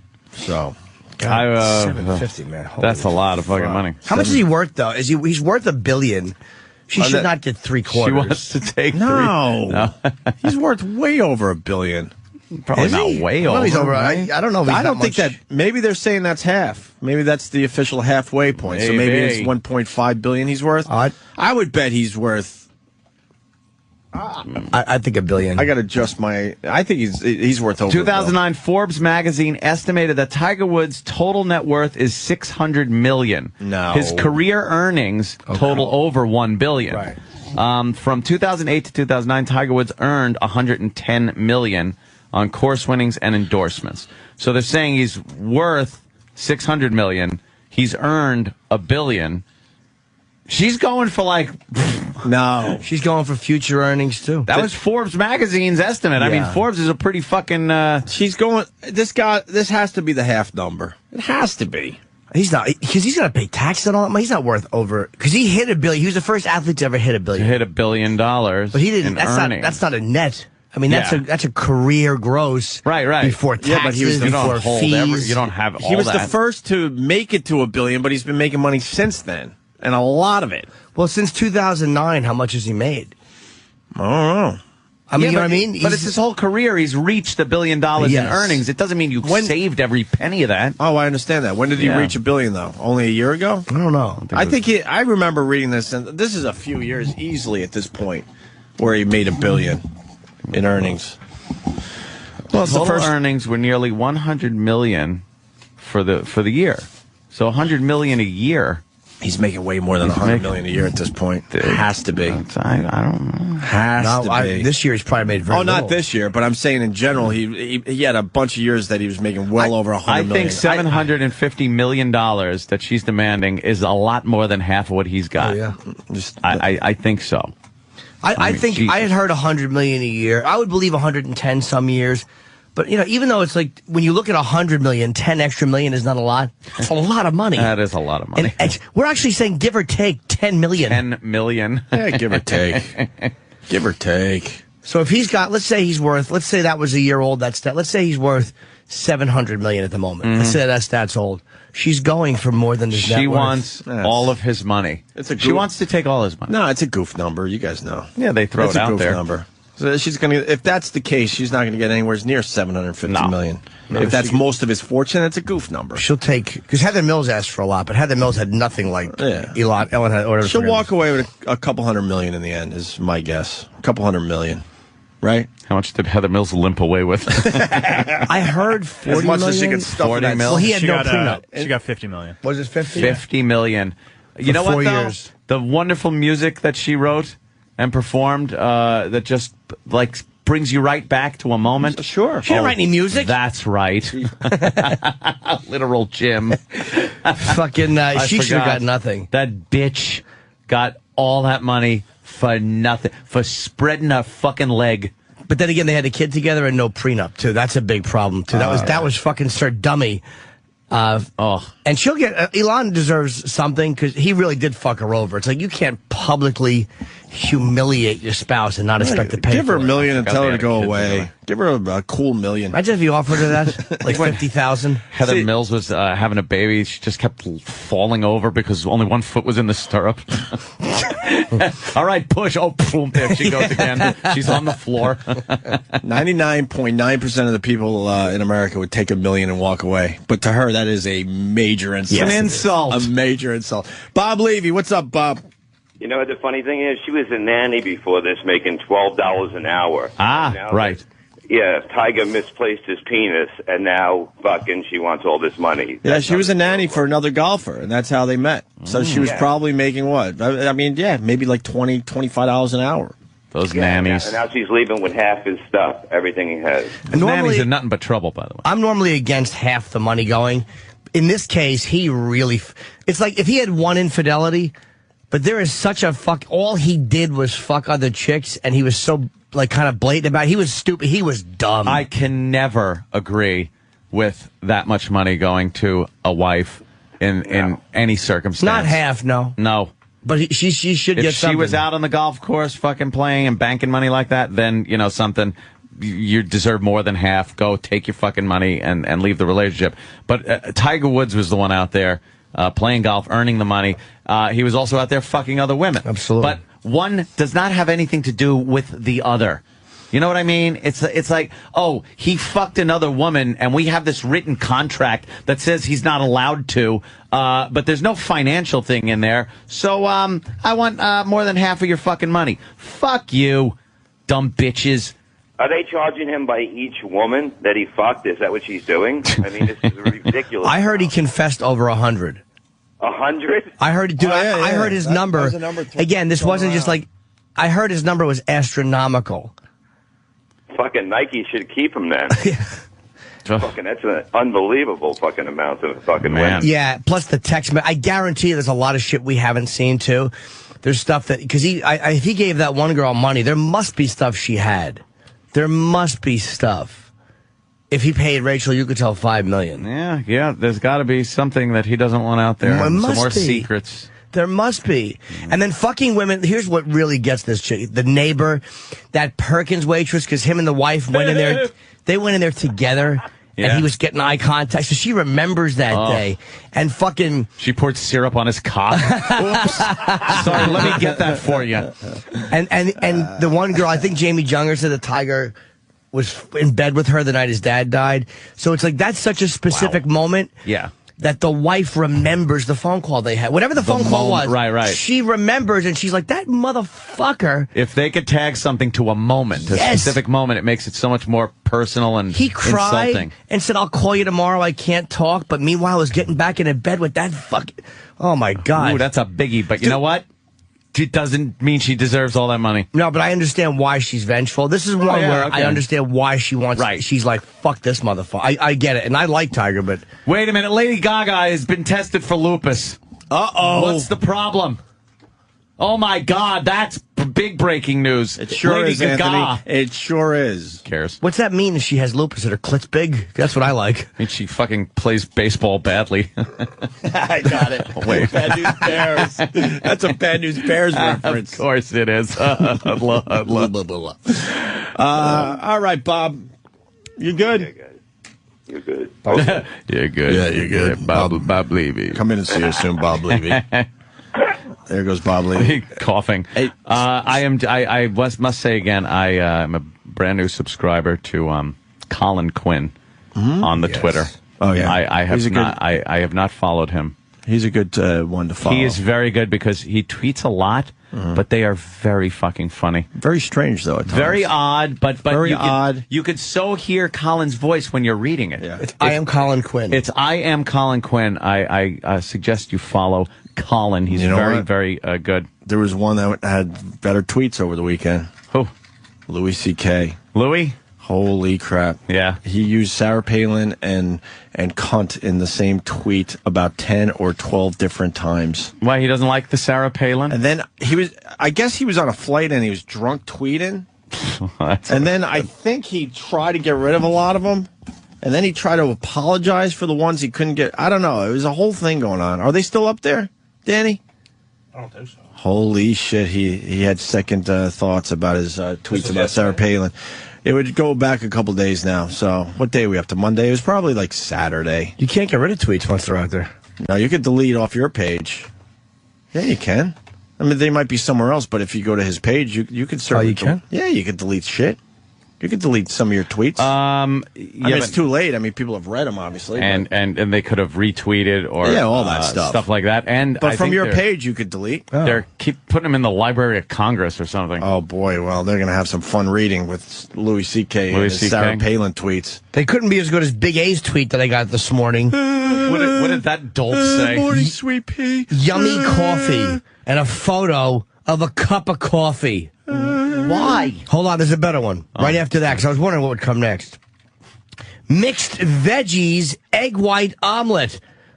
And it's a picture of a mixed veggie, egg white omelet. Why do people tweet their food? Hey, man, at least you know what he's tweeting about, unlike this Lost thing.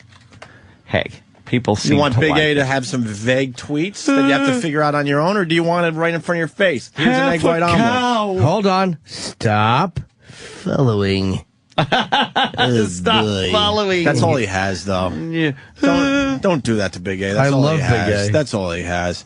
Hey, speaking of Lady Gaga with some lupus. Lady Gaga? We're going to go to break, but Danny said he's got some Lady Gaga. I don't know much about Lady Gaga. You know the paparazzi song that she did? Yeah. You know that guy that does those smooth jazz? Is it the same guy, Danny? Yeah, this is like my new favorite guy. All right, the new favorite guy is this guy. He isolates vocals. If you've been listening to the show, we did Enter Sandman, was it? Yeah, that's how it started. That's how I found this guy anyway. So basically, re-explain, because we have a lot of new people hopefully listening on Stars 2 for the next few weeks. Basically, what this guy does, he's a very talented musician, and he's fluent in a bunch of different styles, and what he does is he'll take original audio from like live performances, so you can just kind of suck out that center channel, just get all the vocals, and then he'll restylize the music around it. So he took Enter Sandman, obviously from Metallica, and did a smooth jazz version. Right. We also played the smooth jazz Crazy Train. And I want to slow you down, because he grabbed James Hetfield's vocals and eliminated everything else, and then he added the music to make it sound like it was a smooth jazz version of Enter Sandman. And he plays everything himself with the original artist's vocal tracks. So it's really interesting. It's a lot of fun. Yeah. And it's good. What's his name on YouTube so people can check it out? You know what? Hang on. I have to look it up real quick. On the YouTube. On the YouTube. So, with that said, now he's taking Lady Gaga. He's got just her vocals for Paparazzi. Yeah. Pretty big song for the Lady Gaga. I like to call her the Lady Gaga. The Lady Gaga on the YouTube. And I think he made some kind of metal version of Paparazzi. Yeah, and not only is it metal, but it's actually like really good. Really? And I mean, I'm not into Lady Gaga, but if this was her as an artist, like for real, I would listen to it. Wow. I'd have it in my car. And I'm sorry I'm over-explaining, but Lady Gaga is not in on this. The guy just took her vocals, got rid of all the poppy music crap, and then added some metal music to it, right? And that's what we're going to listen to right now? All right, here it is. Pretty cool, huh? It's rocking. I really want to eat her box. Yeah? Yeah, but she has lupus maybe now. I don't care. She just got tested for the lupus. What does lupus do to your box? Well, I don't know. I mean, I want that fucking Anybody know? I pussy had on an my answer face. to that. That seems like we should have an answer to There's that. something kind of sexy about it, that's for sure. Oh, that fat vag. Look at it poking out the sides. You can't help it. You like that? It's like it's like trying to poking out? Yeah. It's like trying to put like little mittens on a giant fist. I I like that. It's like Brock Lesnar trying to wear my gloves. I'm not a There is something sexy about it. Oh my God! You gotta give it to her. Fat vag. But her face is really ugly. Is it really? Yes. Or is she goofy looking? Is she goofy looking hot? She's not really ugly there. She's okay. Well, yeah, Bobby she's Kelly got all was the talking about that goofy looking chicks. Like they're goofy looking, but they're still hot. Yeah, she puts herself together really well. Yeah, well, what girl doesn't if they're looking good? Take away some of the basics. She's not many natural beauties out there, Ope. You know, a lot of them have to kind of. You're right. Doll themselves up, gussy themselves up a tad. You're so right, though.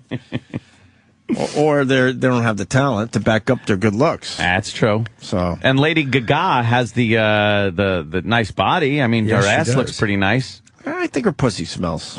I hope it does. It probably does right after a gig like that. You think? She's sweating. She goes back to the dressing room, peels it off, and just... Does it smell as bad as Jennifer Aniston's does? Or so we think. I think... Who has a... Jennifer Aniston would probably smell worse. Yeah, what's going on with her? There's a bikini picture with of her in the paper background, today? probably a lot of hair. Really? Down there. A lot of... is she just ripping hair out 24 hours a day, just trying to keep up with it? Oh, my God. I bet it's just... You think she can only leave the house in a bikini for an hour and then she has to go back in and re-wax? She has, like, bikini wax stuff on, like, a lint brush. Right. So she could just rip it out and then tear a piece away. She's just constantly ripping out hair? Ripping hair out. Ripping out that Greek hair of hers? Oh, that Greek hair. That Greek. For 41, man. Come on. You see the picture on the paper today? I know you're not into the older broads. No, I'm saying she does have a very nice age. That's a solid 41 right nice there. A's on her. This is okay. It's a little small, but it's still nice. That's 41. Small ass is She's good. got it together for 41. Yeah. I'll take Lady Gaga over her in a second, though. Lady Gaga? You would take her? Oh, I'd take Aniston over the Lady Gaga. I think I might have to go to the Gaga. Yes. You would take Lady Gaga over Jennifer Lady Aniston? Gaga. I think. I would fucking put some kind of fucking clothespin on my nose and go for it. Lady Gaga, I would fucking... Lady Gaga. I'd cave in fucking Jennifer Aniston's head with a Friends DVD box set to get to Lady Gaga's ass. What a fucking juicy rump Lady Gaga has. Look at that fucking fat young rump. Oh, is that nice? What's wrong with Jennifer Aniston? She's nice, but she doesn't have that. How old is Lady Gaga? 26? Lady Gaga. Lady Gaga. She's got 15 years on fucking Aniston. Look at that with the fishnets there on the ass. That's pretty good. Oh, look at the other one. Did you see what the other picture you just showed? She's wearing like fucking little pants. Look at that fucking. Look at that. What are we looking at, Aunt? Lady Gaga. It's Lady Gaga, and she's wearing little panties, but they're kind of pulled up. Butt cheeks are hanging out. They look like they look like wrestling. Fucking. It does look like she's going to go for. Like she's going to 3 falls. Like she's going to take out Bruno Sammartino. Yeah. In this picture, it does actually look like she's on the top rope anyway. Yeah, she does. She's wearing one of those like bikini bottoms. Who are we talking about? Aunt? Lady Gaga. Lady Gaga. By the way, hold on. Lady Gaga. Open that up again. I don't acknowledge anyone saying Lady Gaga anymore on this show. It's Lady Gaga. This is how telling this is. Look in between the cheeks. Do you see the marks on those panties?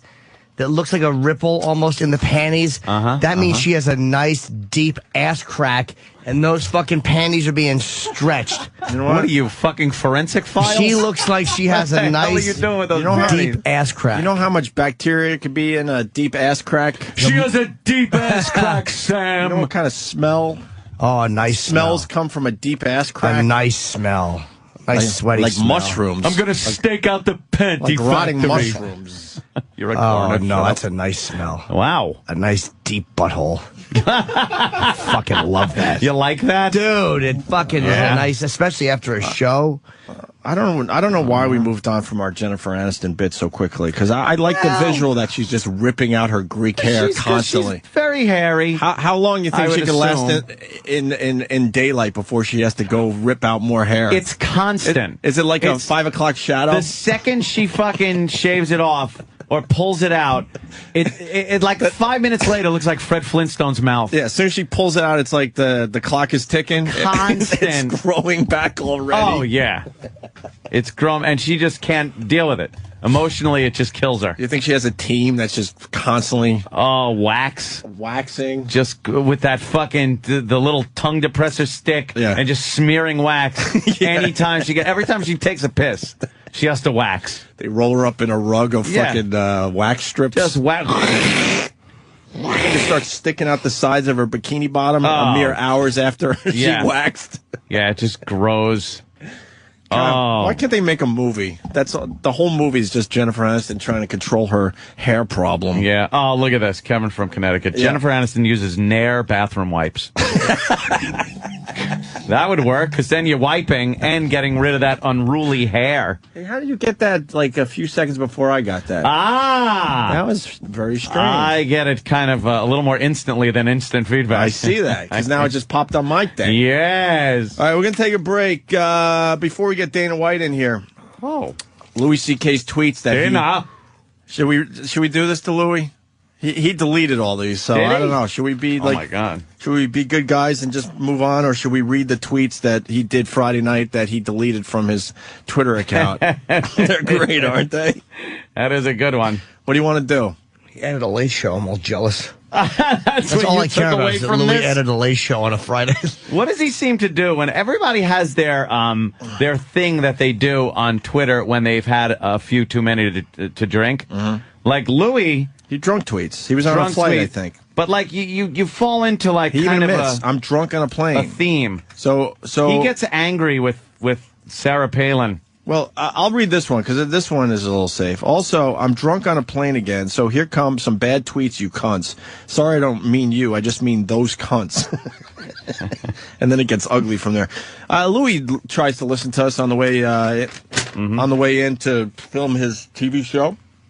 Maybe he's listening right now. Maybe he could give us permission to read these tweets, or maybe we just read them. I get very angry with commercials, and I tweet about commercials. What? If I've had a few beers, right, and I'm watching TV, I'll get very angry about commercials, and I have to tweet my opinion about them.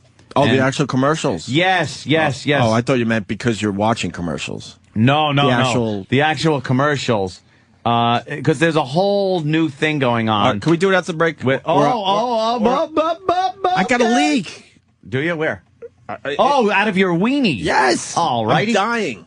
So we're going to find out the new trending commercials? Yes. Okay, good. And we might read the Louis C.K. tweets. All righty. Wow, we've planned a lot for Stars 2, didn't we? Of course we did. Couple quick things.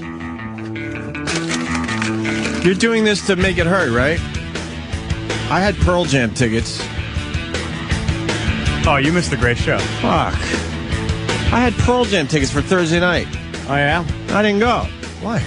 I got a newborn at home. I was tired. 2010? I was already taking Friday off because I was exhausted. And I couldn't find anyone to go with me. So these two great tickets to Pearl Jam just sat there. I'm sure they gave them to somebody else. See, You're not a Pearl Jam fan. I've never seen Pearl Jam. Have loved the band forever, and I wanted to go see them. They were at the Garden. So reviews on the shows, though, Travis. The Thursday show, I didn't go to the Thursday show, but yeah, I didn't get great reviews. I went to the Friday show, and it was amazing. They said it could have been Vedder. See? Because his name's Eddie Vedder. Yeah. That was the New York Post article? The headline was, Pearl Jam show could have been Vedder. I get it. I get that. And then I tweet and I'm like, look, man, I got tickets for Thursday. I can't go, but I would certainly be able to go on Friday. Hint, hint. Yeah. Now, one person came through for me with a pair of tickets for Friday's show. So I went with, well, I didn't get to go, I mean, is what I'm trying to say. Could have been better. Hey, you know that stupid time thing, Ant, that gets all of us in the end? Mm-hmm. Here's a time as a bitch. Priscilla Presley, remember her? Sure do. When Elvis was hooking up with her, she was like pretty much underage or was underage, right? Yep. She's 65 today. 65. She's 65 today. Wow. And Bob Dylan? No, he's got to be older than 69. That. Right? Yeah, 69. Tommy Chong? 72. 2. 72? Jesus. Exactly. Wow. Exactly. Wow. There's your time as a bitch for today. And really fast, because we were talking about LeBron James, then we're going to go back to what you were teasing before the break. Yeah. And some asshole's mad that you didn't just continue the show and let me take a piss. The reason is I almost peed my pants, and I actually wanted to hear what Ant had to say. That's why we didn't do that, asshole. You had to make it wet. Just sit there and listen to the stupid radio show. He goes, why couldn't Ope just take his piss and continue? Maybe because I wanted to hear what Anthony had to say. You dummy. Figure it out. Yeah, why can't Anthony just go home and Opie continue? Oh, wait a minute.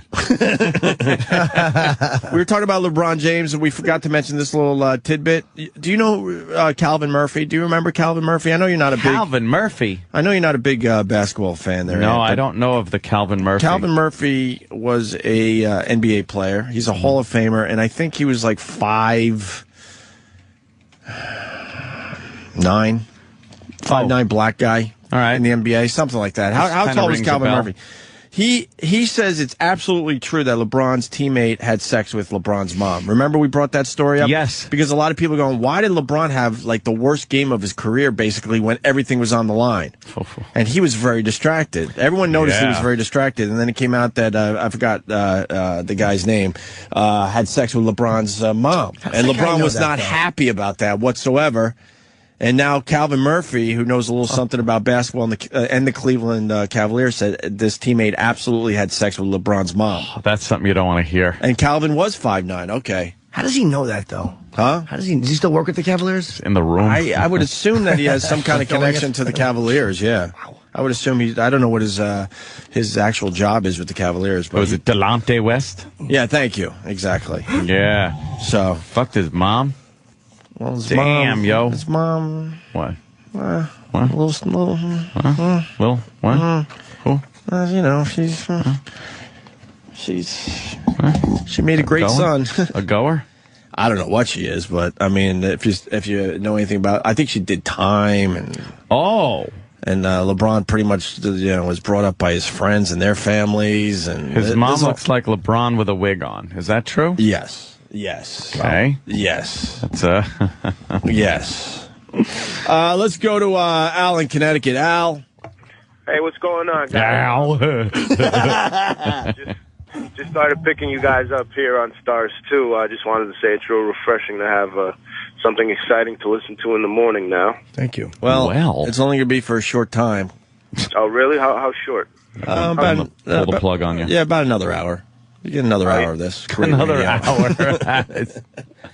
Will you guys be on every day or no? Every day for a while, and then then they pull the plug and make you like pay for it extra or something. It's some kind of marketing thing they're doing to bring more money into SiriusXM. It's just the man trying to keep us down, man. We should just be on both platforms. Enough with the best of packages. Just put us on both, please. Yeah. So we have a nice big audience to talk to. That's all. I agree. All right. Love it, guys. So is this your first show? Yeah, this is actually the first time I'm hearing you guys. I'm actually a driver, so I mean my company pays for the for the XM. So it's good to get to talk to somebody that hasn't heard the show a lot. Oh no. We've been on for about 2 hours now, Ant? Yeah, about 2 hours. What do you like about the show so far, Al? We've been on 2 hours on Stars 2. I didn't like. There's a picture of LeBron James's mom's. Look, just keep listening. Don't feel badly that happened. That's one guy. I wouldn't say that she's lovely, but some guys like older women. I don't get it. But she's not right. I mean, she's not terrible.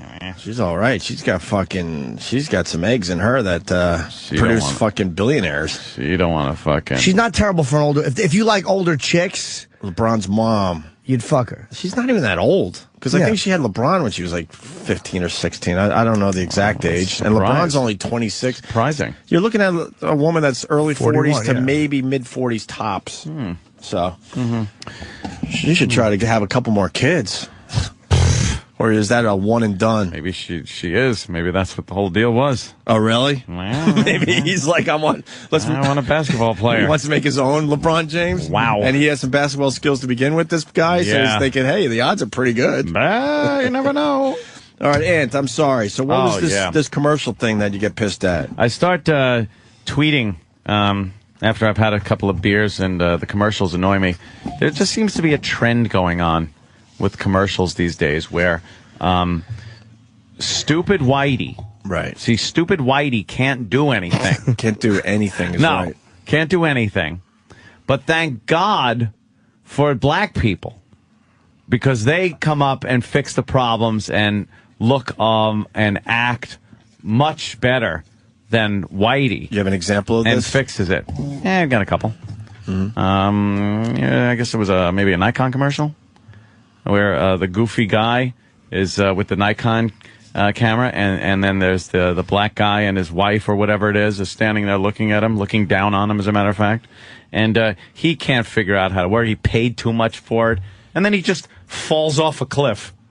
He falls off a cliff. He's trying to take pictures, and he rolls down the cliff, and the black couple's like, oh, gosh.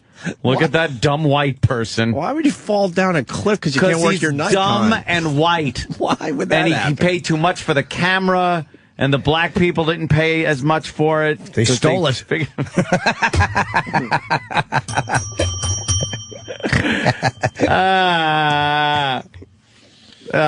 And there's another one where three moronic white people are standing in a pharmacy, it seems like, in the pain reliever section, just confused like deer caught in headlights, looking at pain relievers. They can't figure out which one to use. They're counting how many pills they'd have to take a day for this, that, the other one.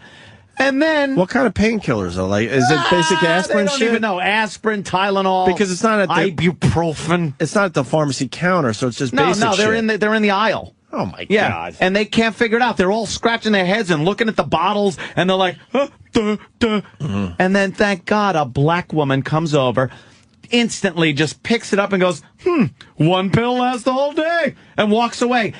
And these black people, white people are looking at the black woman like, holy Jesus, she's as smart as God. They can't figure out what to do. Wouldn't it be great if she said that and they all took the pills and went, well, we won't be taking these, and knocked them off the shelf on the floor? White people are just morons. Well, white guys, especially. God. No, now it's everybody. Just whitey in general? Now it's everybody. Who brought that to our attention first? Nick DiPaolo? How white guys are just really... White guys are portrayed as idiots, but... Idiots on TV That was like general. a TV with sitcoms, and they'd have the wife that would always talk down to them and shit. But now I'm just seeing a trend in commercials where they are really... And I think Obama being elected president has a lot to do with it. They're trying to cater to this, change or whatever it is. I have no idea. But it just seems that a lot of dumb white people have to thank very smart black people in commercials. It was a Lowe's commercial. There was a very there's somebody walking around Lowe's, a white person. They don't know what to do. They have no clue. They're they're eating bolts. They think bolts are food, and they're just in an aisle eating bolts. And a wonderful black gentleman in the Lowe's apron comes over and helps them with everything they need. All their questions? All their questions are answered, and very cordial, very nice, and very informative. I haven't seen these people. Well, you don't leave your house. No, I leave enough. No, you don't. I've been to Best Buy. You haven't. To buy things so I don't have to leave my house. Oh, all right. Good point. It was for Anison? Anison, I don't know. Yeah, Anison. Isn't that a basic just aspirin? No, it was for Tylenol or some Tylenol? shit. Okay. But I am just saying thank God for black people, or we would just be so screwed as white people because we can't seem to do anything anymore as far as these commercials go. The lady recommended the wrong pills for Tylenol. They were looking for something. The guy's like, I'm having ED. Oh. He was having erection difficulties, and this idiot recommended Tylenol. She probably gave the wrong pills. Do you think it's erection difficulties, ED? Yes. Erectile dysfunction, actually. Okay, I mean, yeah. Oh, okay. I was just going to laugh, though. Oh, no, I know it's erectile dysfunction. I have ED. Now you got the phones lit. Wow, okay. Let's say hi to Dan in Georgia. Dan? What's up, guys? Hey. Hi, sir. How's everybody? Very fine, good. Dan. Sorry, I can't remember the name of the product, but there's two white guys dressed like butlers, and they've got straws blowing into a tub for a black gentleman, creating like a jacuzzi effect. It's like a... Oh, I remember seeing that one. Yeah, that was a good one. Yeah. Another thing is a lot of diversity going on in commercials. You can't just have a party, it seems, with just one race. at the house having a party. It's like you invited over a Benetton ad of Asian and black and white, and you watch these and just go like, you know something? I just don't see parties like that happening a lot. There aren't parties like that. But that's just advertising tool. They want everybody to know the product represents them. But it's not based in reality, a lot of these things. Can I take a different angle on that? How about having the black woman from Motor Vehicle at the counter in one of these commercials? Let me take a different angle on that. You're absolutely right, but there's only 3 represented. Whitey, black guy or black woman, whatever, and Asian. What about occasionally Hispanic? What about all the other races? Well, what do you want? No, I don't. We need Eskimo. I don't need anything, but I'm just saying if they're going to do it. Yeah, then go the distance. They're still insulting a shitload of groups as they make believe they're trying to include everybody. They figure white, black, Asian, and they cover it all out there. Yeah. With these party scenes and whatnot. McDonald's has completely just gone for black people in their marketing, too. They, I remember as a kid going to McDonald's. It seemed to be a place where everybody could go. Yeah. But now I think McDonald's is exclusively, they just want black people in their McDonald's. It is just everyone is aimed. And they even have a separate website just for black people and McDonald's. It's just a whole separate website. We know. You brought it to our attention. Oh, I know. And I'm bringing it up again for the Stars people. I thought you had a fucking aneurysm or something. No. Okay, you do know. I want the people listening on Stars to know who the racist is on the show. They're trying to make up for the shame of poisoning the black community with that horrible fucking fattening dreck. Here's the question, though. Garbage. Why would you just blow off the whole white market? There's a lot of money to be made from Whitey out there as far as McDonald's go. So why have they turned their back on Whitey and they're just focusing on minorities with McDonald's? I don't know, but they really Because I've noticed that as well. You're right. I don't know if it's that Whitey has a lot of money to spend. I don't know. Is there a reason? I have my theories, but you think they just saw the numbers and saw what they know, dude. They know. They know that white people still go to McDonald's, but everyone knows McDonald's. But so many, in like the white malls or the white areas, you see the more healthier places popping up. You don't really see them in the ghetto. Yeah. So McDonald's is like, they're going to lose that market too. They're just going for a market that they can think they can still hold on to. Because everything now is getting more and more health conscious. Obesity is being talked about a lot more. And all they sell, I mean, maybe some of their stuff's low fat, but every time I eat McDonald's, literally, my gassers, to me, they're amazing. But it's just to you, they're amazing. To me, it's just garbage. It's shit. But it tastes so good. Phenomenal. I love it. Going in, it tastes so good. But I won't eat it. And going out, oh my God. What the hell's wrong with my asshole? Oh, horrible. A couple more things, and then Dana White's early, so we're going to get him in here. But good. A couple more phone calls first. Yes. We got Mike in Queens. Mike. I don't know if any of you guys watched the NBA game last night, but they had these new Hanes commercials with Michael Jordan. Yes. And Michael Jordan is sporting a Hitler mustache. I've heard this. Michael Jordan has a Hitler mustache in the new one. Is he bringing that back? I never understood Michael Jordan and his mustache obsession. He's had a weird mustache for many years now. He's going with a Hitler? Where's the latest mustache on Mr. Jordan? Oh, is that it right there, the top left? Is that kind of... Oh, he's just got a little fucking He's got a little Hitler mustache. Wow, that is very small, though. What is he doing is right. Is that the latest look? I think so. Yeah. I gotta try to find a better picture. I didn't think anybody could bring it back, but I guess he's going to do it. He's obsessed with having some kind of mustache at all times. Is it a Jew? Is it a Jew? Is it a Jew? Is it a Jew? I can't believe we got to play that again now. Michael Jordan outtakes coming in a mere few minutes. Thank you. Thank you for that, sir. God. Very good. Speaking of commercials, where are you at with the Progressive Insurance broad? The redhead, that chick, Flo? Yeah. They call her Flo? Yeah. We have looked at Flo. She was a stand-up comic. What? Yeah. And we looked at her act. And she didn't look bad. And it was going back a few years. Very girl next door-ish. Me and Danny. Oh, okay. Very girl next door-ish. But as the Flo character, no, she looks frumpy. I'm not saying she's hot, but I kind of like her. personality and her mole. What's her name? Was she a comic? Let me see her. Yeah, she's a comic. See, that's a picture of her right there. Go to the regular picture of her. That's her? See, look, she's kind of pretty girl next door-ish. Oh, wow. Stephanie Courtney, her name is. Okay. Stephanie Courtney. Oh. And she looks kind of nice right there, right? Yeah. Yeah, she's a pretty girl. Those commercials are on all the fucking time. People, especially I hear kids love her. Yeah. They like, they love. It's a hell of a character she's playing for these commercials, is what I'm saying. I'm not asking if she's hot or not, by the way. I mean, she's okay. Yeah, you could throw a one. But do you like these commercials? No, I don't have a. They're kind of weird. I don't have a plus or minus. I don't even know what they're selling.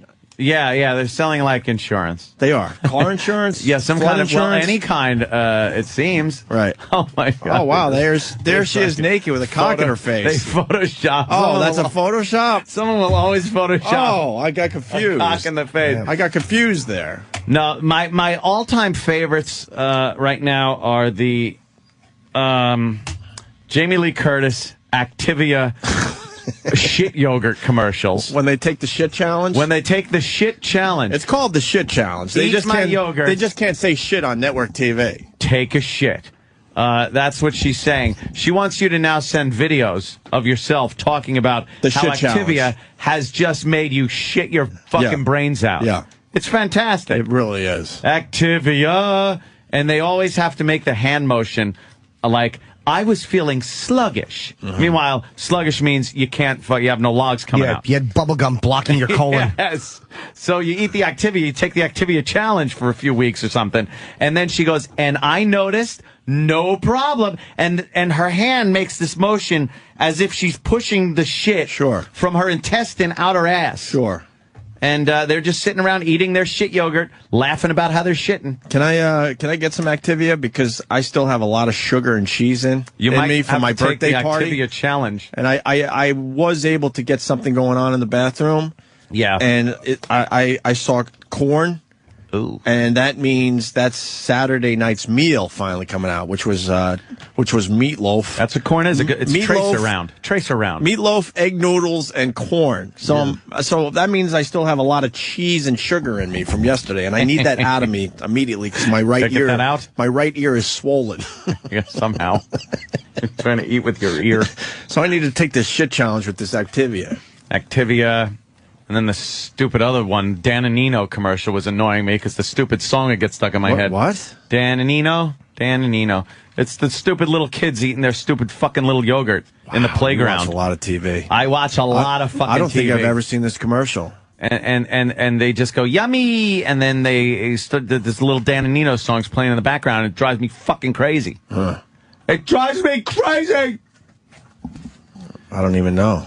I'm out on that one. There's that, and then the local furniture commercials will always make me want to put a bullet in my head. The fucking Bob's Discount Furniture, where he's selling his Bobberpedic bed. Bobberpedic? What's a Bobberpedic? It's a Tempur-Pedic mattress, but he can't say it. Why are you yelling? Yeah, why am I yelling? Let's go to Angelo. I'm annoyed. Angelo. Hey, guys. Hey, Angelo. Hey, how you doing? What's up, man? There's a High Life commercial with that big swollen black guy. Yeah. And he goes around, and if you have any cash, you're not living the high life. Right. He goes around to white people and steals their beer to take it down to where there's black people and poor people. Yeah, he's like the beer Robin Hood. He comes in, they showed him once, I think at like a Kentucky Derby type thing, and he goes, oh no, we can't have that. We can't have the High Life up here. And he gets a hand truck, and he's like, give me that beer, give me that beer. And he puts the cases on the hand truck, and he goes, we're taking it down here where the people are. Oh, that's great. Like he's saving everybody. Thank God for him. Well, here's the thing. He's got, now there's a new one out on the radio, and he's got a partner. It's a white dude. Thank you. Yeah. The white guy's answering calls, and his name is Light. So he calls him Lighty. The fucker's calling him Light. Lighty? Now, does he call him Darky, the other guy? He should. Lighty. That's interesting. Yeah, exactly. And, nothing happens. Everything's cool with that. We could take it. But just wanted to point that out. I didn't know they had Lighty. Okay, thanks. All right. And then this comes in, and then we're going to get Dana White in here. Graham in Pennsylvania. Graham? Hey, good morning. I was just calling to say, Anthony, you're spoiled. It's not good enough that you're a member of the race that rules the world. You got to bitch about some stupid commercials that might make a black person feel a little better about themselves. Yeah, what's wrong with you? Just trying to keep it that way, sir. Just trying to keep the white people in charge for a little while longer. That's right. First it's a president, then it's an Anderson commercial. Yes. Then what? You're not in any danger. Look, I just want a little more realism as far as my commercials go. Well, reality sucks, so... That's right, man. The Old Spice odor blocker commercials also, with the black guy and the Old Spice, the BO blocker. But he can move his pecs. Come on. He certainly can. You can appreciate a guy that can move his pecs like that. He is frightening white people everywhere. Why? We're in his armpit? All right, well, I guess I'm talking now. Thanks, man. All right. Why do we have to be in his armpit? And why is he riding a tiger? Because he's awesome. Because he's awesome? He is awesome.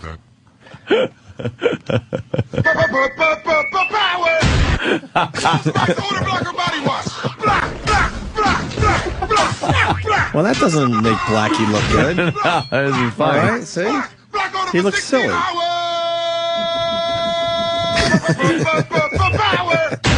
Odor blocker body wash. It's so powerful it can block BO for 16 hours. It's so powerful it can turn off the sun. But then it gets too cold, so it makes another sun.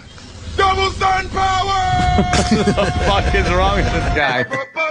Power!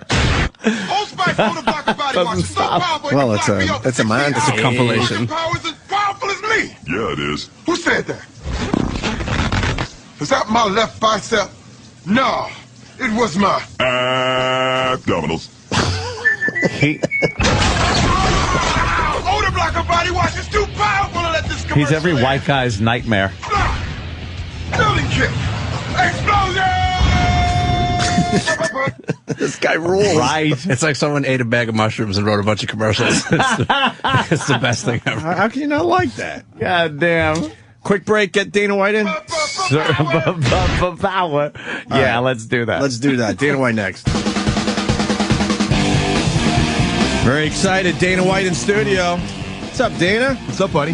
How are you? I'm great. How you guys doing? Good. Just saw you up on the TV. Mm-hmm. On the TV. I saw him on the Twitter eating his Pinkberry with Fruity Pebbles yesterday or the day before. Yeah, trust me. As soon as I post that picture, I said, Opie and Anthony are going to be busting your balls. But you said something like, go ahead, I can take it, or something. I don't know.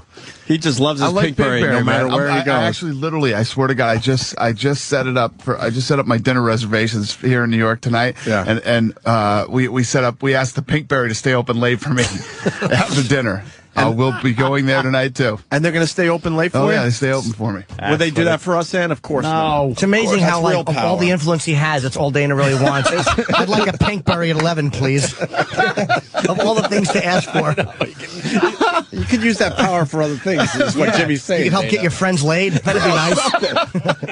But no, he wants to make sure they have enough Fruity Pebbles for his tasty treat. What a nice guy thing to want. Amazing. Doesn't want anything. No booze, no drugs. Pinkberry is phenomenal, though, man. It's a little too much sugar, but to eat it late at night. But it's fucking great. I like a plain Pinkberry with a little granola. That's my thing. Now, there we go. You got a lot going on. Are you promoting the game today? Yeah, you are. Okay. Yeah. So we're setting the game, the fight. Yeah, I know, because you got 114. The Ultimate Fighter, the Fan Expo. We got everything going on. Does it ever get tiring, Dana? Yeah, it doesn't. It's so much fun. Yeah. It really doesn't get tiring. I love it. Yeah, when do you get to see your kids? You know what? I spend every weekend with my kids. I spend every weekend with my kids, and trust me, it doesn't suck to be one of my kids. I can guarantee you that. How old are your kids? I didn't even know you had kids. Yeah, my boys are 8 and 9, and I have a daughter who's 4. Okay.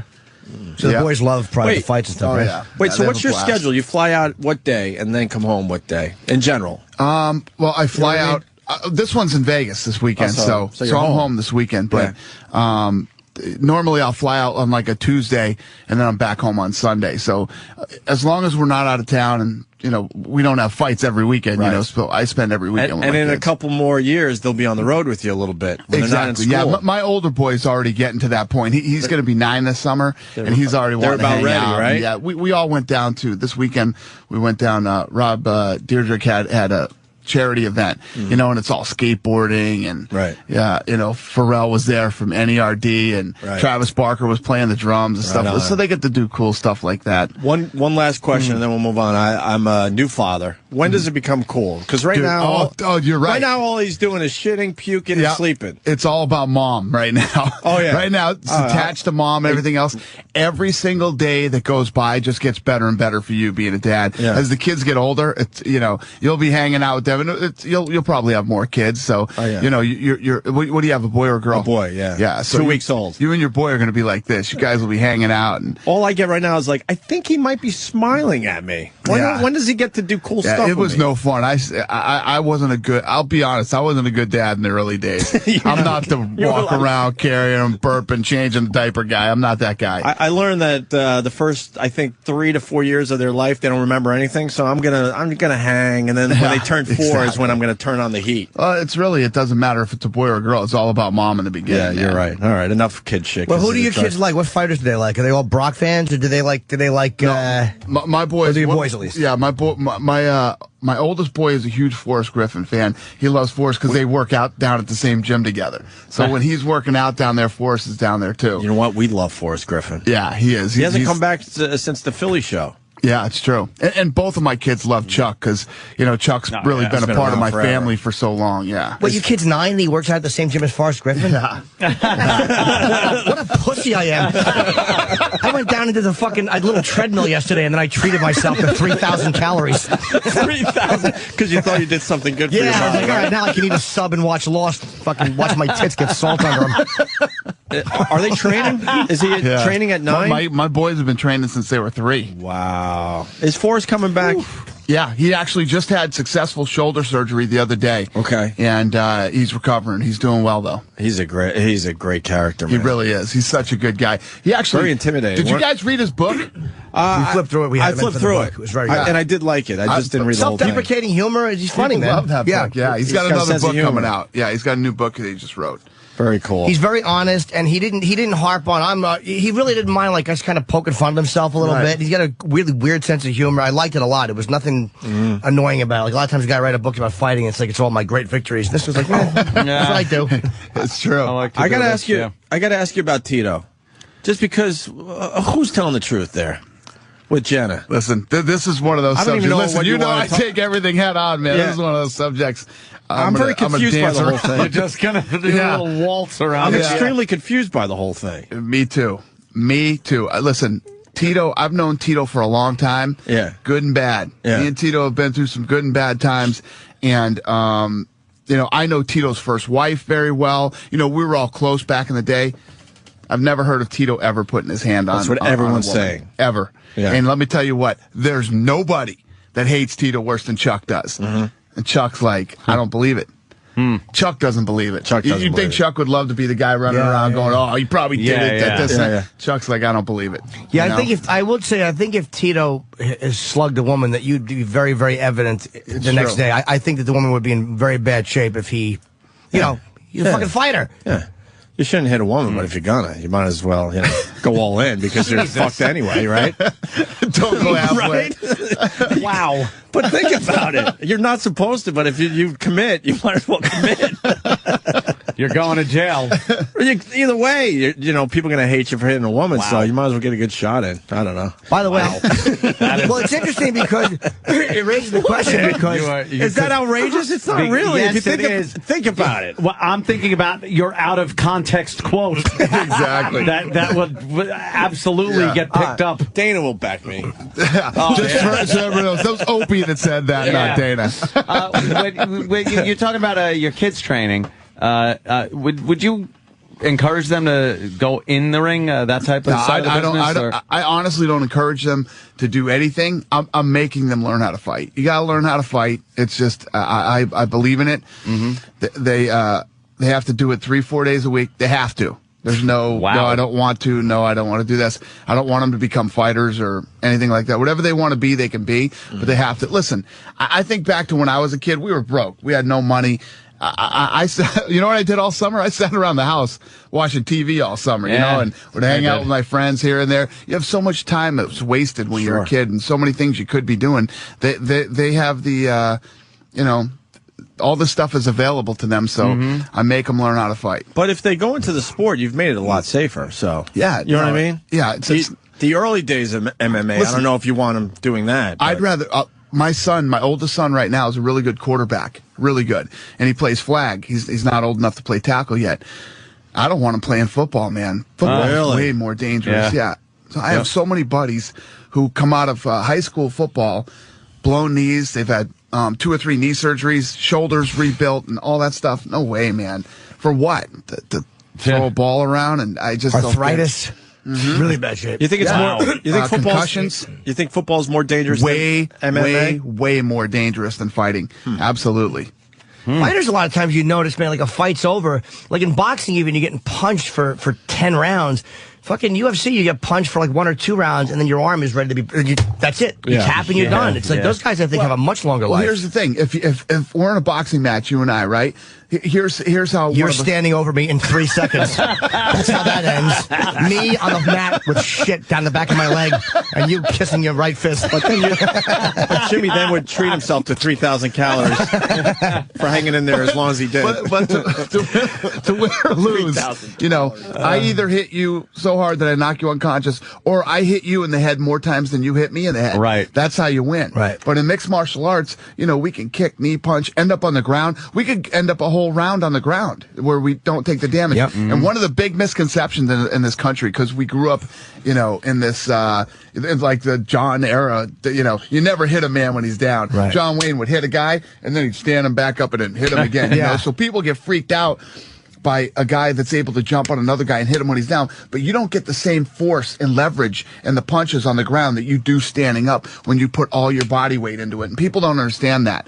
Boxing is much more dangerous too. Plus in boxing, I can hit you so hard that you're almost unconscious, and then you have to the count of 10 to get back up, and I can almost knock you unconscious again, and then you can get up a third time before the fight is stopped. And also in UFC, like a lot of times, like if you're getting punched and you grab the other guy, then you just start wrestling. It's like you're allowed to do that. In boxing, if you hold, they break you up and they say, break up and start punching each other in the heads again. Come on. Aldo Faber was It was an amazing fight. I really, really loved it. I loved Aldo in this fight, but Faber, like he lost getting kicked in the leg. Like the leg kicks beat him. I've never seen that. People don't realize how bad that hurts, man. Did you see the pictures of his leg after? Yeah. Holy shit! It just got worse and worse as the days went on. It was 3 times bigger than the other leg, and it was every color in the rainbow. Why didn't he have a broken leg?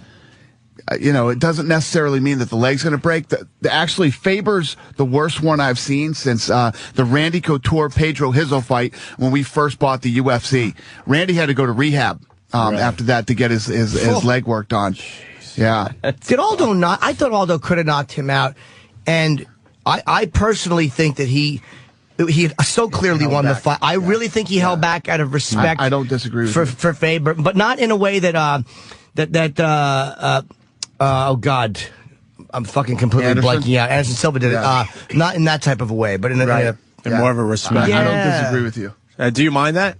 I'm not crazy about it, but it is what it is. Listen, it still was a great understand fight. This. The one thing that I hated about the Anderson Silva fight is that he was acting like a lunatic. Mm-hmm. He was acting crazy and not fighting. Mm-hmm. He was doing everything but fighting, and that's what made me so mad about that fight. You straightened him up, though, right? We're not going to see that again, are we? I hope not. We'll see. I worry about you sometimes because you get right in there when you have problems. And I'm like, man, one of these fighters might just haul off and hit him. I know that'll be the last time he's what Paul in your Daly did to Koscheck? Yeah.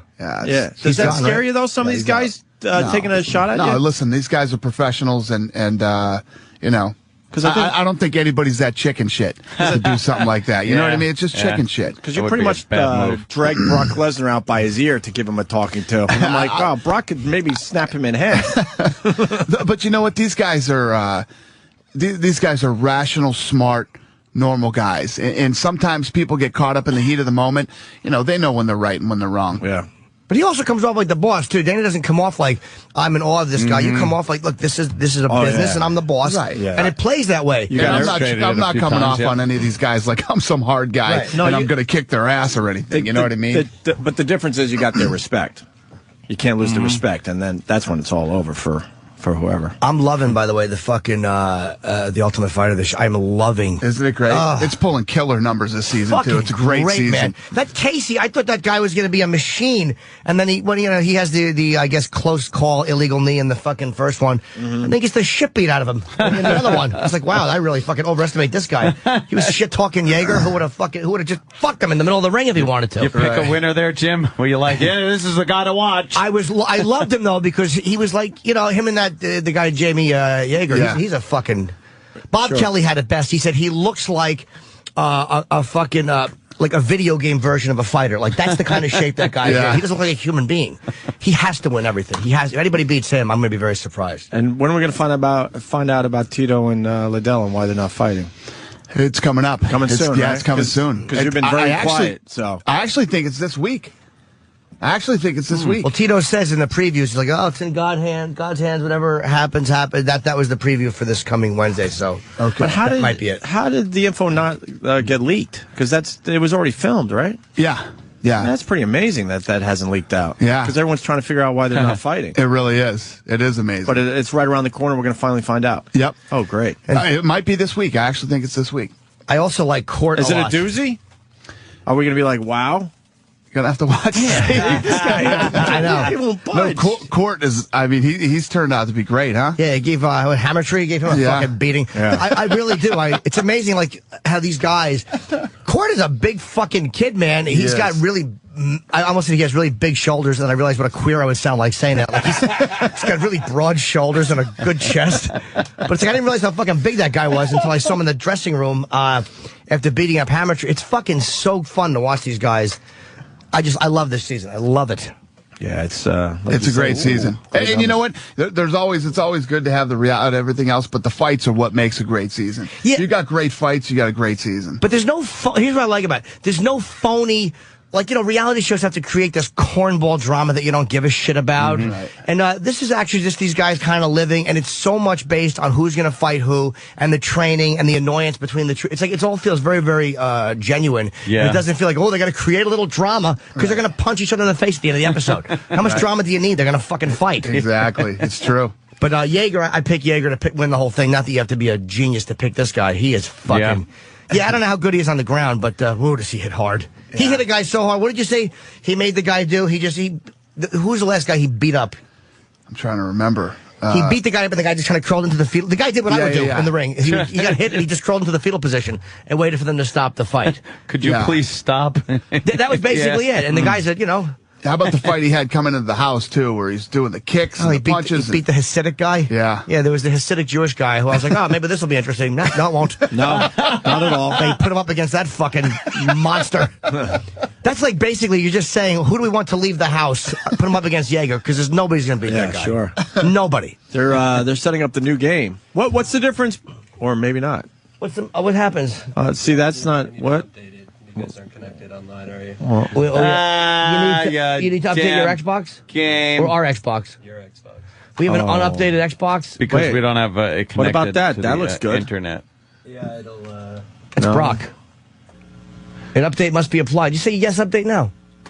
And then it's not connected to the it needs to be connected to the internet. Jimmy, teach the computer guys how to do this thing. I really don't. It's updating. It's being applied. No, I don't think it is. No, it's not. What do you mean? They said the update's being applied. Update failed. No. We'll see. Yeah. There's no video signal. No video Who needs signal. one? There it goes. Is it updated? We'll see. I told you. No. Yes. Just hit yes. Update the fucking thing. Jimmy. Right well, let's see now. You don't have enough storage space. Console features. I'd say continue updating. That's what I would do as opposed to cancel. Cancel only fucks us. Continue updating. Now it's in a loop of continue updating. What the hell? We did not enough. Well, we're just gonna have to take Dana's word for it. Danny's they're going pointing over at stuff now. Trust me, it's an awesome game. We could have done this on the phone, Dana. The other one is. I knew I should have called in. We could talk about UFC 114 right around the corner, right? Cool. Yeah, it's a big weekend. Yeah, obviously. Fucking Vegas, damn it. Are you coming? I don't know. It's Labor Day weekend. We could do this. Jimmy. Memorial Day. You could. Memorial Day weekend. We could do this. I'm going to be in Seattle Friday. Huh? I was just in Seattle. You're doing stand up there? I am. Yeah. Cool. For 2 shows. Tickets available. Believe me. That's not good. I actually could have hit Vegas on the way back. It didn't even occur to me. Grand. That's a good hotel out there. I love Rampage. I really do love this guy because he came in and he's a fun guest. He's a really open guy, and we love Rampage. I don't know how he's a fun against guy. Rashad though. I don't know if he's going to beat Rashad Against, Evans. Yeah, Rashad beat him. I don't know. What do you think, Dana? I think it's a tough fight. Listen, it's one of those fights. It's always fun when 2 of the best in the world fight each other, but when they hate each other, it's even better. Why do those 2 hate each other? It started after when Rampage beat Keith Jardine. Rashad went up into the ring to call him out, saying we're going to fight next, and it got real. They got in each other's face, and from that day on, it's been downhill. They hate each other. Wow, okay. It's like Chuck and Tito really, and again, Chuck I know probably better than any of them, and, he really doesn't like Tito Ortiz. It's not right. That's exactly, you're dead on with that one. It's not that Tito really hates Chuck as much as Chuck hates Tito. Chuck is dismissive. It's so funny to watch. That's what an alpha male Chuck is. He's like, what the fuck are you going to listen to this guy? He talks to Tito the way he would address me or Sam. It's amazing how he just is not, he has no fear of Tito Ortiz whatsoever. No. And I think Tito senses that. So whatever it is that stops them from fighting, Tito must on some level be happy about it, that he doesn't have to fucking deal with that shit again. Who wants to be beaten up by Chuck again? That is something that there is something there. I think it's because Tito wears suits.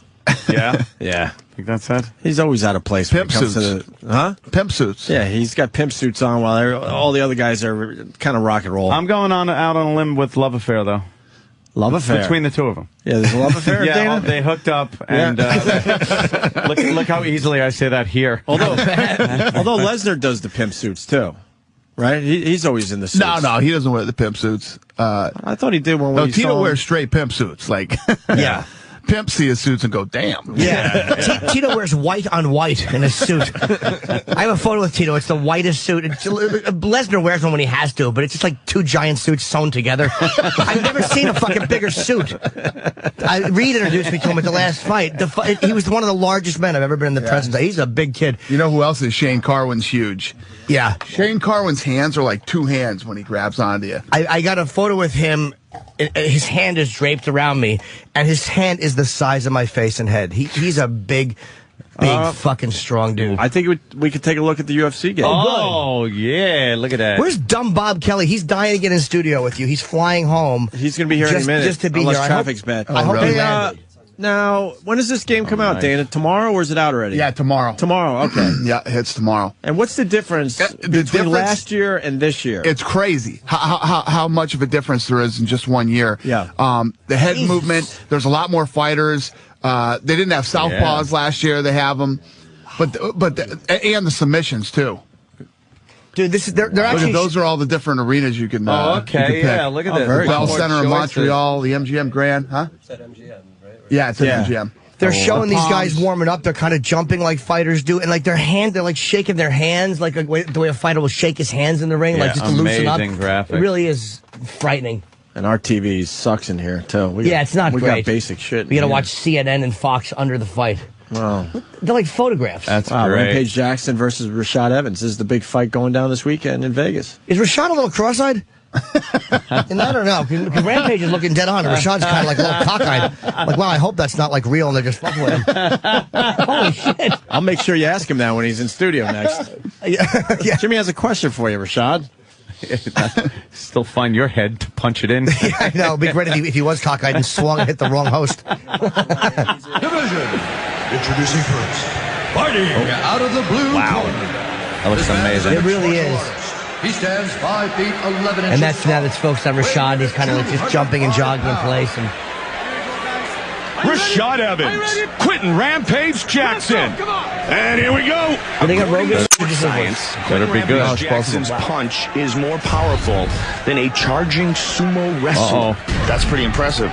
And if you look at the Chuck Liddell fight, you see Joe Rampage is making some moves. on display in his fights against Vanderlei Silva and Shogun. Yeah, Vanderlei Silva, especially. Wow, the graphics are really good. Yeah, you can knee him. I love the kneeing. I would use that knee thing all the time. Just go for the balls until you get disqualified. Pulls the legs out. He's got him down. Nicely Right done. now, Good some execution. floor work there. Now Rampage is on his back, and fucking Rashad was on top of him, got kicked off. Nice body kick. Body uppercut. Well, the announcing is even really good. Good body kick. Got to keep those hands up. Joe, there's a cut. Hopefully this is... Finish him. Oh, wait a minute. Another game. Big hook. How fucked up is it that the sweat on the bodies as the fight continues is getting more prominent? They start to glisten. That's so weird. Oh, you'll also see like wounds come up, like bruises and Trying stuff. to get the takedown. Nice double leg. Now he's on his back. What the hell move are you doing with the palm of your hand? He's got some fancy moves. And Rashad's cut, you see how you can see the blood on Rampage's chest there. Oh, yeah, look at that. Yeah, and he's on the floor. He just stepped in it. Oh, damn. He just stepped in blood. Oh, big kick. Yeah, there's blood coming out of it. That's great. It looks like you're watching a fight. What's the difference between, would you say, this and the last version? Well, the movement, there's so much more you can do. Show him how much more you can do than you could in the last strike. And this does not look good. He's bleeding. Yeah, he's bleeding bad here. He wants to knock out Rampage first. See how he's moving his head? Look at how he leans back and he moves. 90 seconds remains And in the first 3 5-minute rounds. the announcing is a lot more accurate. Joe, he's got his opponent up against the fence. He's got They even got the camera guys the cage right there working filming against through the takedown cage. attempt. Joe Quentin Rampage is looking for a guillotine. Sweat on the back. Look at the sweat on his back. Good defense. God damn it, this is like, it's video.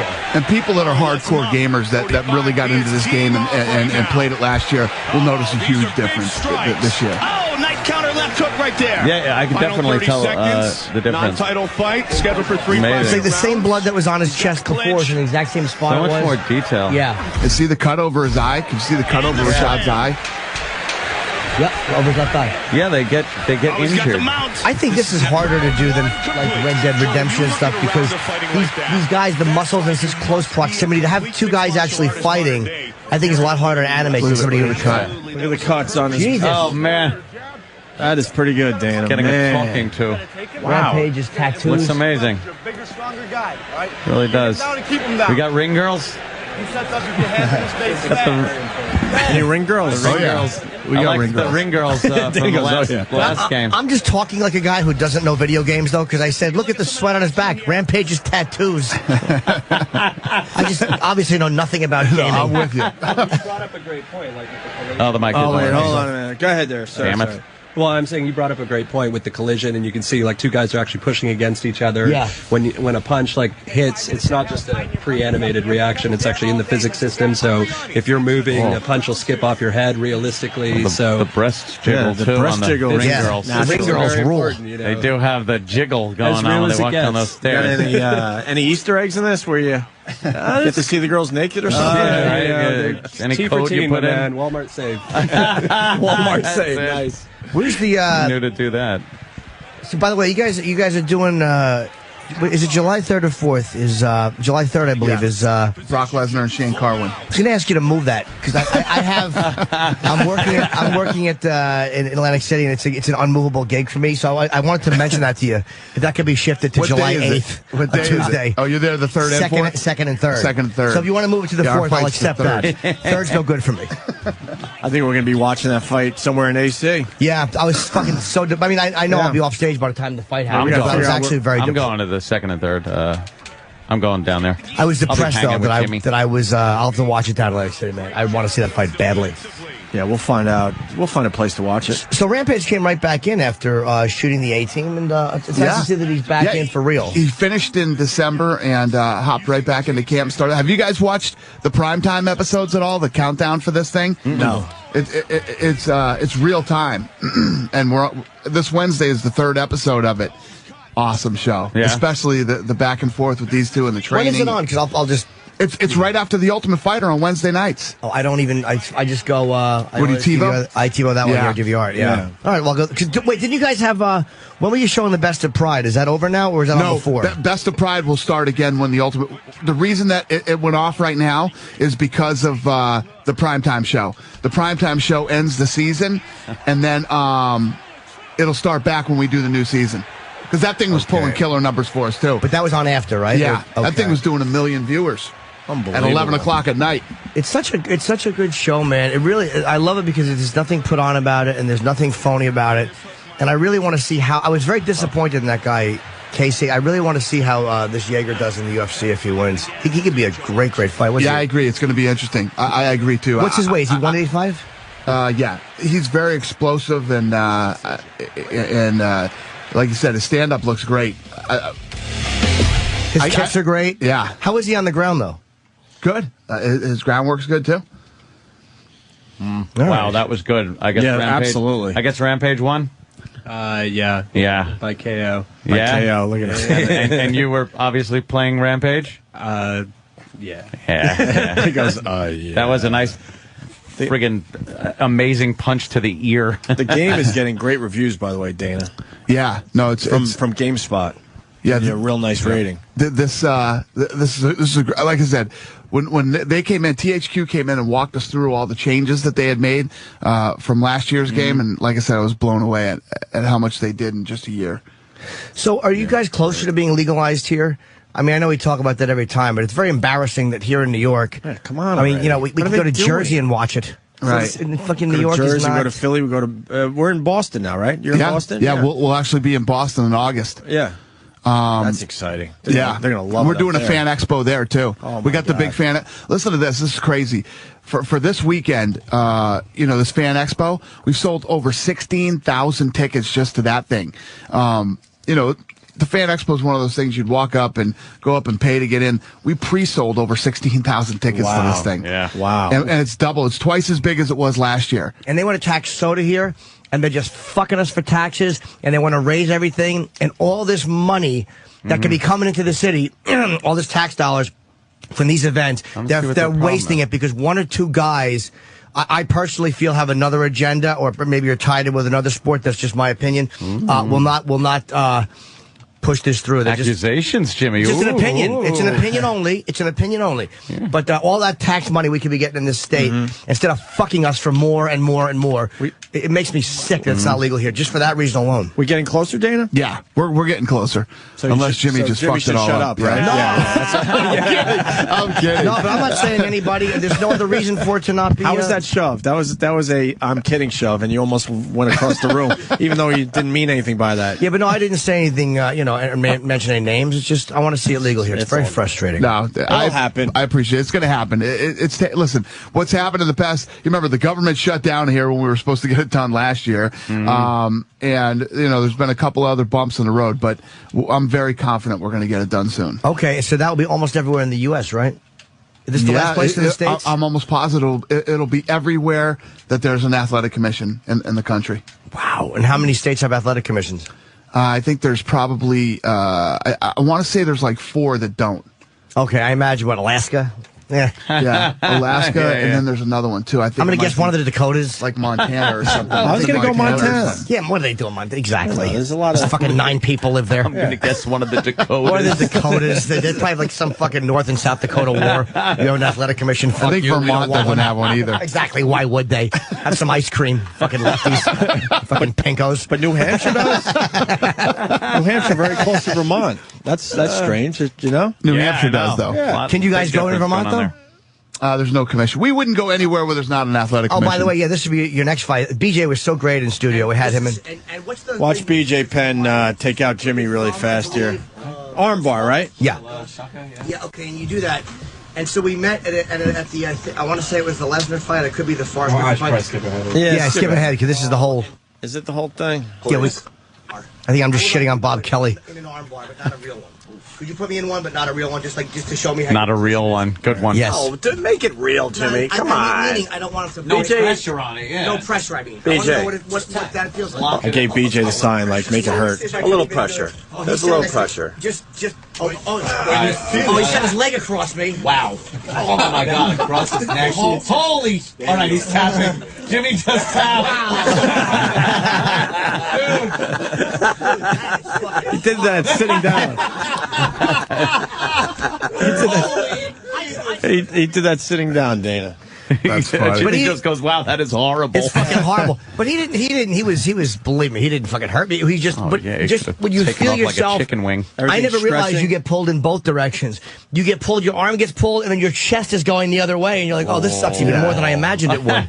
Especially a guy like BJ who's so good and talented at it. Yeah, he was very proficient in his chair. Yeah, he's sitting down. Exactly. And he makes you submit sitting there in a chair. I was going to ask, I've been tempted to ask Liddell to do it when he's been in, but Chuck seems like he would, look at that. If you ever wonder why I fucking, but just look at my face and head. Elliot, get that. Look at my face and head. That is a fucking, It's a great it looks like he's attacking a sea turtle. That's what Jesse Ventura wanted to do. There you go. Didn't BJ say he had a tough time finding your chin, Jimmy? Yes, he couldn't get it because he couldn't find my neck, which was I think he felt like it was like a fucking a fish neck. Well, we got all Dana's fans checking in. Of course. We should take a couple calls here before we get rid of Dana. He's a busy man. He's got a lot of places to be today. Sir, what's your name? North Carolina. Thaddeus? Yeah, what's up, Thaddeus? bro? We got Dana White in studio. UFC 114 this weekend in Vegas. Jimmy, love you guys. I'm stationed at Fort Bragg. Okay. I just want to tell Dana, thanks for all the military support. 2009 Undisputed was amazing, and it was a great time filler while I was on deployment. Thanks, man. I appreciate it. You know, I love you guys. Love the troops, man. Appreciate everything you do for us. Thanks, Dana. We appreciate it, too. And hopefully in the next year on my downtime, I can catch a UFC live. All right, brother. Hey, you think you like it? Wait till you see it live. It's the best. Hey, what was that thing you guys did in the military where you went with Forrest and Rashad overseas with the Marine Corps? We do stuff all the time. We send guys over there. We our big charity is the armed forces, the guys who are coming home injured. I've been out to Walter Reed. I've been down to the Fisher House down in Texas, and we go and take care of these troops. They just built a new facility, and last year we put on a fight for the guys that are coming home with traumatic brain injury, and we raised like $6 million to go toward building this place. Wow. It's fucking, I like to see people not shying away from liking the military because it's so it's so hip to be unpatriotic or I like the fact that you guys really embrace the military. Since the day we started, man, I love the military guys. I'd just like to be living over in, Iraq right now or, Afghanistan where these guys are stationed. Those guys are amazing to me. They're always like, oh, I love what you do. And thanks for, thank you. No, thank you. We're over here. Do you understand what a prima donna I am? I can't comprehend that. I won't stay in a hotel if there's not 24-hour room service. I really am a fucking awful little bitch. That's not true. You've been over there performing. I did perform. Yeah, of course, but I can't comprehend that life. You should see the blood just spilling all over the ring. That looked really real. But you know what amazes me? Video game. You don't have to be pro-war. Listen, nobody wants the war. I don't want the war. Nobody wants to send it. But these guys got to go. And how the fuck do you not support these guys? Yeah. You know what I mean? These guys are sitting over in the desert out there so we can fucking hang out and do what we're doing. And you got to support the troops. Whether you believe in the cause or you believe in the war or any of that stuff. These are all Americans that are going over there and dying and coming back with crazy shit. You got to support them. It's one of the things that makes me sick about this country is that we don't support our troops like we used to. And you went to Walter Reed? Oh, yeah. I've been to Walter Reed. You said that, right? It's pretty brutal, isn't it? Some of the shape these guys are in? This place is out in the middle of nowhere, Virginia. Yeah. Okay? Out in the woods. And these guys are coming back 18, 19 years old, no legs, no arms, and just laying out in the bed there and feel like they're totally forgotten and nobody cares. Oh, shit. So we do care and we didn't forget. And I go out there as much as I can and send people out there and not only to Iraq and all these other places, but here in the United States where these guys are coming back injured. Yeah, sure. They must love when you show up, man. Like you're one of the guys they want to see. We have actually. I'll tell you a story. This is a story, and I usually don't tell these stories. But this kid, I went out there one time, and this kid was 18 years old, lost both his legs, and was talking about committing suicide. And when I went out to see him, and me and him got into an argument, we started fighting over, why he should live and whatever. Well, he ended up becoming a good friend of mine. And basically, I said, when I get back to Vegas, I'm going to call you. And well, he's like, fuck you. That's what he said to me. He goes, you ain't going to call me. You know how many people come through here and say they're going to do this and they're going to do that? And I said, you know what? Fuck you, because I'm going to call you. And he's been to probably 6 or 7 UFCs now. We fly him out. comes out to the UFCs and he's got a completely different outlook on life. You know, it's pretty cool. If you ever went out there, you'd be blown away. I've taken other celebrities out there with me to go see him, and it's hard, man. It's hard to go out there and do it. Was he able to get fake legs? No, he doesn't. It's too high up? I think so. Yeah. I think it's too high. Yeah. You gotta have like a certain length have a little left, bit, right? A little bit. Yeah. I would love to go, but my biggest shame fear is that I would walk in and they would go, "What the fuck is this?" I would just bum the troops out because I'd be some fucking L-list celebrity, some guy that fucking can't sell tickets in Seattle like a cunt. Seattle's a little rough. You keep bringing it up. Fucking Christ. Cobain's shotgun is more possible than fucking Seattle.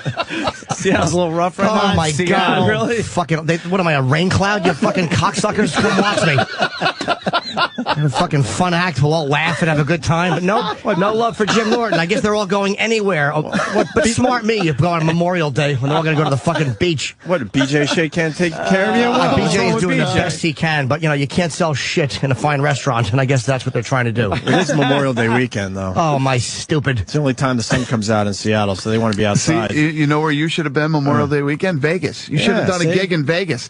All the fans of the UFC know you, and you could have gone out there and done that. Rogan's going that weekend, too. Oh. You and Rogan both could have sold out that weekend in Vegas. You should be doing a few of these. I would open for Rogan in one of those places. I wouldn't follow Rogan at one of my gigs, much less one of the fucking UFC crowds, but I would be happy to open for him. But then again, he doesn't need me to open for him. We'd actually book it like a double headliner bill, but it's really 98% of Joe's fans there. Yeah, but you guys, I think you could pull off a show the same weekend, as Joe, and you'd both sell out there. No, because the UFC crowd knows exactly who you are, and they like it. My agent would put me at 10 o'clock on the Saturday at the showroom in the MGM. He'd go, "Look, I know the fight's happening, but a lot of them might leave early to beat traffic and stop in to see you on the way out.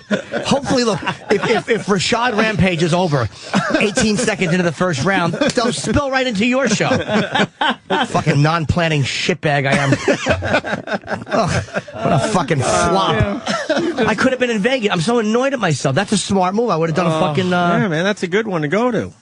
You just bash your little self. I don't have any gigs. I haven't done a gig in Vegas in years. I can only open for people in Vegas. I can't headline Vegas. That's bullshit. There's no way.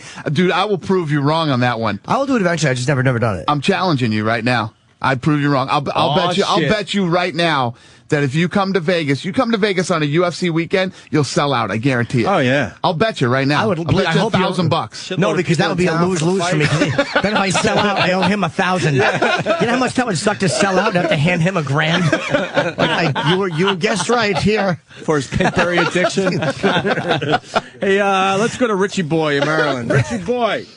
Hey, what's up, fellas? Hey, Dana. Hey, buddy. I want to say that you are really phenomenal for the sport. You've done such a great job. On a personal level, how do you feel about a guy like Jaeger, who is a great fighter, but a complete asshole as an individual? Like his personality, all the guys in the house hate him because he's a dick to everybody. How do you deal with that? How do you balance that on a personal level? Right. Well, thanks for the support, number one. And number two, listen, every guy that comes on, whether it's on the show or into the UFC, everybody has their own personalities. You know, we don't try to make guys good guys, bad guys, whatever. You are who you are. And some people will like Jaeger because of his personality, and some people will overlook it because of his fighting abilities. But it is what it is. I don't try to manipulate that or whatever. And I've said publicly, listen, Koscheck's a dick. I don't get along with Koscheck personally, but it doesn't mean that he can't fight for me, and it doesn't mean that I don't respect him as a fighter. I think Koscheck has evolved into a really good mixed martial artist, and he improves every time he fights. He gets better and better, but he's an absolute dick. He's not a team player. I don't get along with him too well, and most other people don't either. It just is what it is. But the thing that's great about like Jaeger or whatever is, let me ask you, because there was a controversy with Jaeger and that guy Casey, who I really did like. He was a little shit talker over like a stolen sweatshirt, and they really hated each other. But wasn't Casey wrong about that? Like Jaeger actually didn't steal what he thought he stole? Oh, I don't know. See, what happens is a lot of all the stuff that happens inside the house, I don't know about it unless it escalates to a level where I have to come in, and then they'll show me video and tell me what happened, and I have to come in and make a call on whether that guy stays, goes, or whatever's going to happen. It looked like Yeager was kind of vindicated. So it's like he's just a street guy. I think he grew up in a tough situation. He's just a shit talker, but he doesn't seem like he's like a disloyal. No, and all the interaction that I've had with him on the show, and one-on-one, he's been a decent guy to deal with. Fucking Tito must. God, how embarrassing! Chuck beat him at dodgeball. He fucking he manhandled him at dodgeball. I almost was rooting for Tito to just win at dodgeball. God damn, because the team is losing. It's like I don't know if Chuck's a better trainer or if he's just had better luck in the fights. Well, you saw in the beginning, I was questioning Chuck's picks too. I was like, wow, I'm shocked by who Chuck picked. But let me tell you, Chuck's a sharp guy and he's very competitive and he knows the sport. It also seems like Tito, as a coach, it's funny. I finally got my girlfriend into UFC because like we were watching it. There was like we know that Wednesday night we don't fuck. We watch this and then we go to sleep. That's the way it works. In your house. Yeah, so she watches with me and then she actually started becoming very invested in it because she disliked Tito Ortiz so much. She fucking hates, she's like this thing for guys that peroxide their hair, so she fucking really hated Tito and she likes Chuck and now she's into it and really enjoy it, which makes my life a fucking lot easier. Does it? Yeah, man, if I want to watch something, there's nothing worse when your fucking chick hates a sporting event. Yeah, but what happens now if she's a fan, wants to see, Chuck, and you can't defend yourself against something like that? I don't think Chuck would fuck my girl. No? He's nice. No, I mean, because he likes me, I think. Like that I think. Yeah, really? I'm not saying he wouldn't get a blowjob.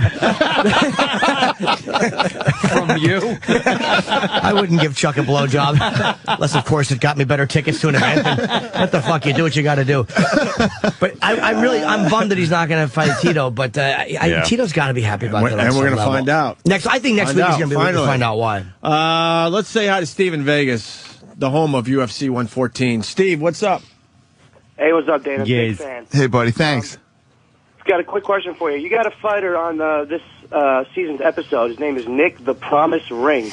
I noticed while I've been watching, the guy's kind of flamboyant.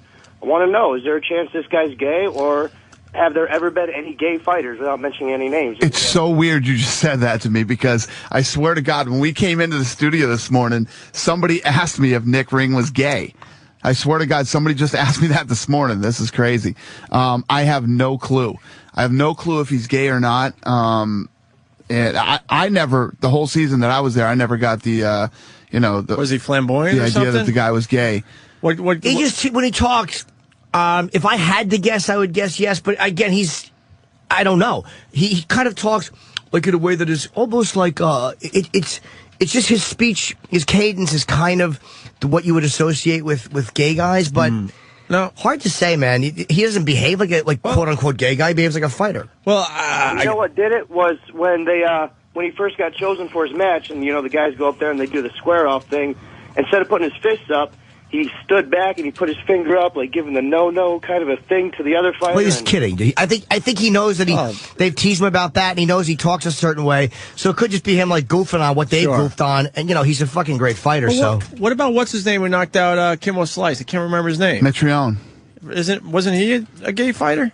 Mitrione? Was the one? Oh, you're talking about Seth Petrozelli. Yeah, yes, exactly. You don't want to make that mistake. I'm going to have to explain yourself. Wow, no. I think Seth is just as metro as they come, man. I don't know what he is. He loves the color pink. I just think he's one of those crazy metro guys, and he's buddies with what's his name? Oh God. Charles Nelson Riley? No. One of our fighters, like Lawler. Okay. He was on one of the Ultimate Fighters too, Tom Lawler, and they're nutty guys. Who knows? Maybe I don't know. And nobody's ever come out and been openly, admittedly gay in the UFC. Sure. But doesn't mean it's not possible. And Kimbo Slice is done now, you think? You released him, right? Yeah, but Kimbo's a talented guy. He did really well. First of all, at his age and coming in as late as he did, I give Kimbo all the respect in the world. He's gonna be out there. He's gonna make some money. Sure. Yeah, he's certainly well. They're telling us Dana has to leave. He has other press, I guess, to do. But let's promote it's UFC Undisputed 2010. It's out tomorrow for Xbox 360 and PS3. Both ways. It looks fantastic. It really looks great, Dana. The audio is, because you're just hearing guys punch, but it really is fucking amazing. Wow, who just got knocked out with great... Machida just knocked Shogun out. Wow. That's pretty cool. And the website, of course, is UFC.com.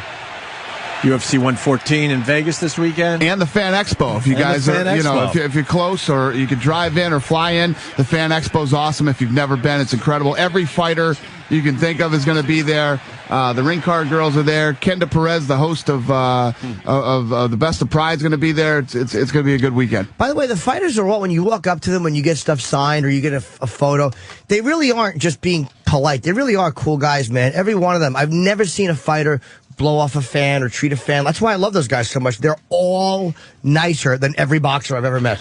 Every one of them. Also, let's not forget Dana.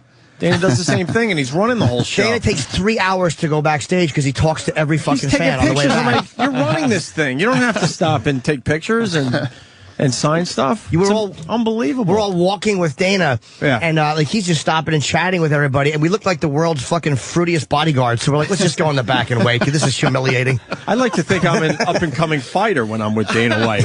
He's just bringing us around. Yeah, who's this prospect? I like to think we're prospects. He's bringing through the ring. Yeah, exactly. What, ring girls? Right.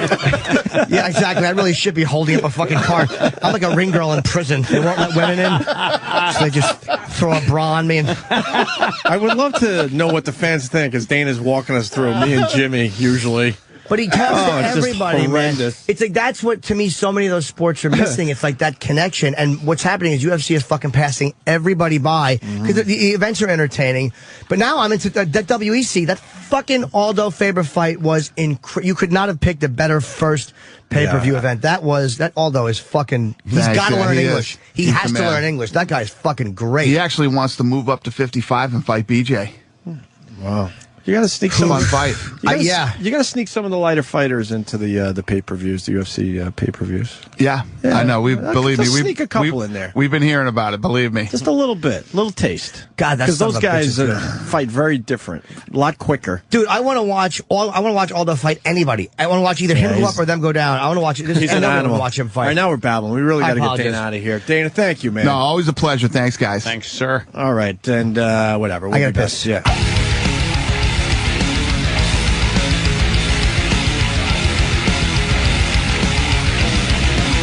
Hi, everybody. Opie and Anthony show. Oh, God damn, Dana's so cool. Yeah? Just shooting the shit outside the studio with him. You were shooting shit? Shooting shit. Oh. Yes. Yeah. He's just so down to earth and so nice. Just a nice guy. Deserves all the success he gets. He doesn't have to be nice. Why is he? I don't get that. If you don't have to be, fuck him. Really? Fuck everyone. Yeah.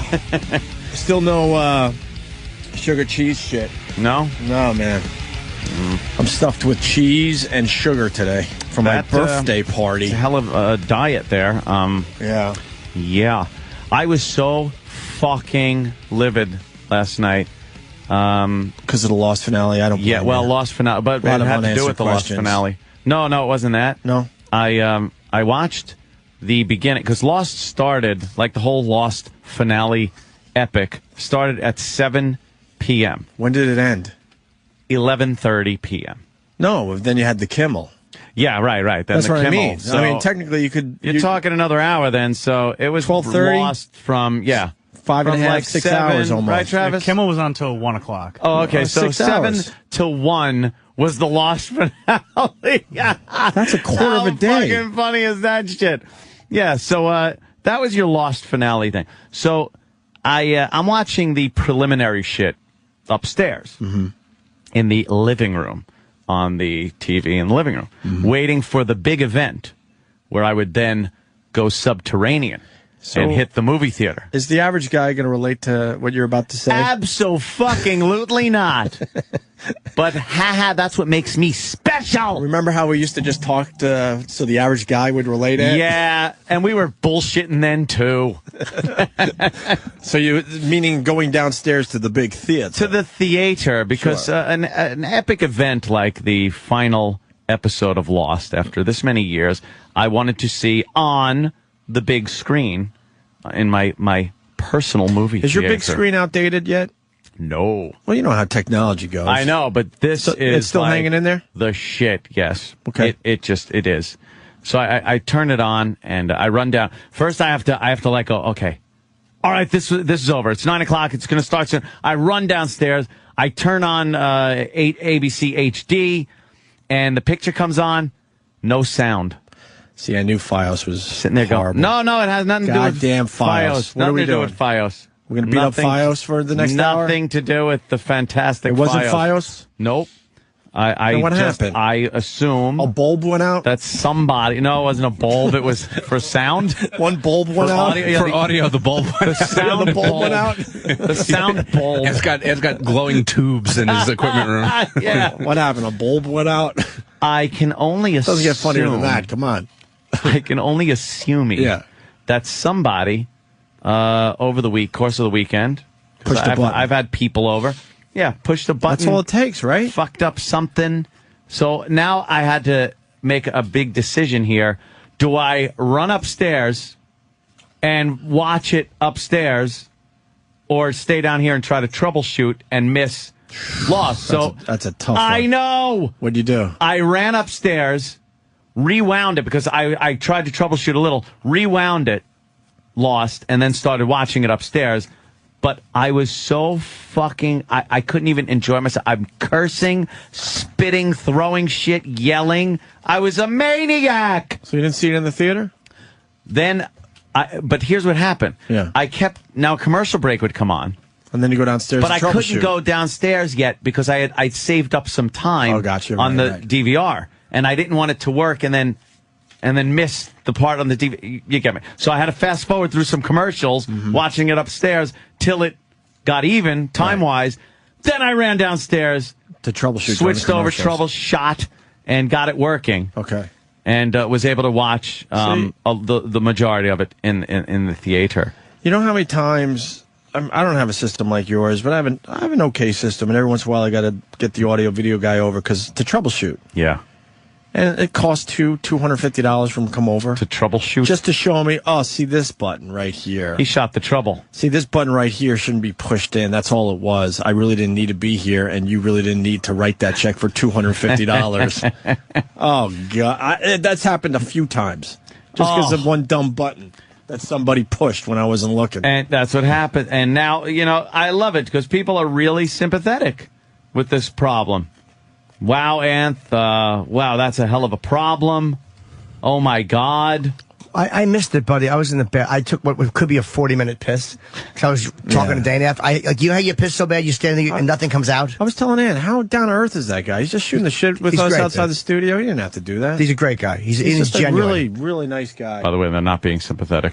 What's the problem? I missed it because I was cleaning I wasn't able to watch the beginning of Lost in the theater because I had no sound. Because somebody had fucked with the buttons over the course of the weekend when I had people over. And people aren't being sympathetic to Anthony's plight. And they fucked with the remote control for my pool. Who? So I had to spend an hour reprogramming the remote control for my pool. I don't know. You have a remote control for your pool? Who doesn't? That's disgusting. What do we think? I crawl in with the filter and the pumps and turn valves? What do you do with it? You can turn on the jacuzzi and the heater and set the heat temperature and the pump and fucking lights and all kinds of shenanigans. I'm not going to different lights to choose from? Oh, yeah.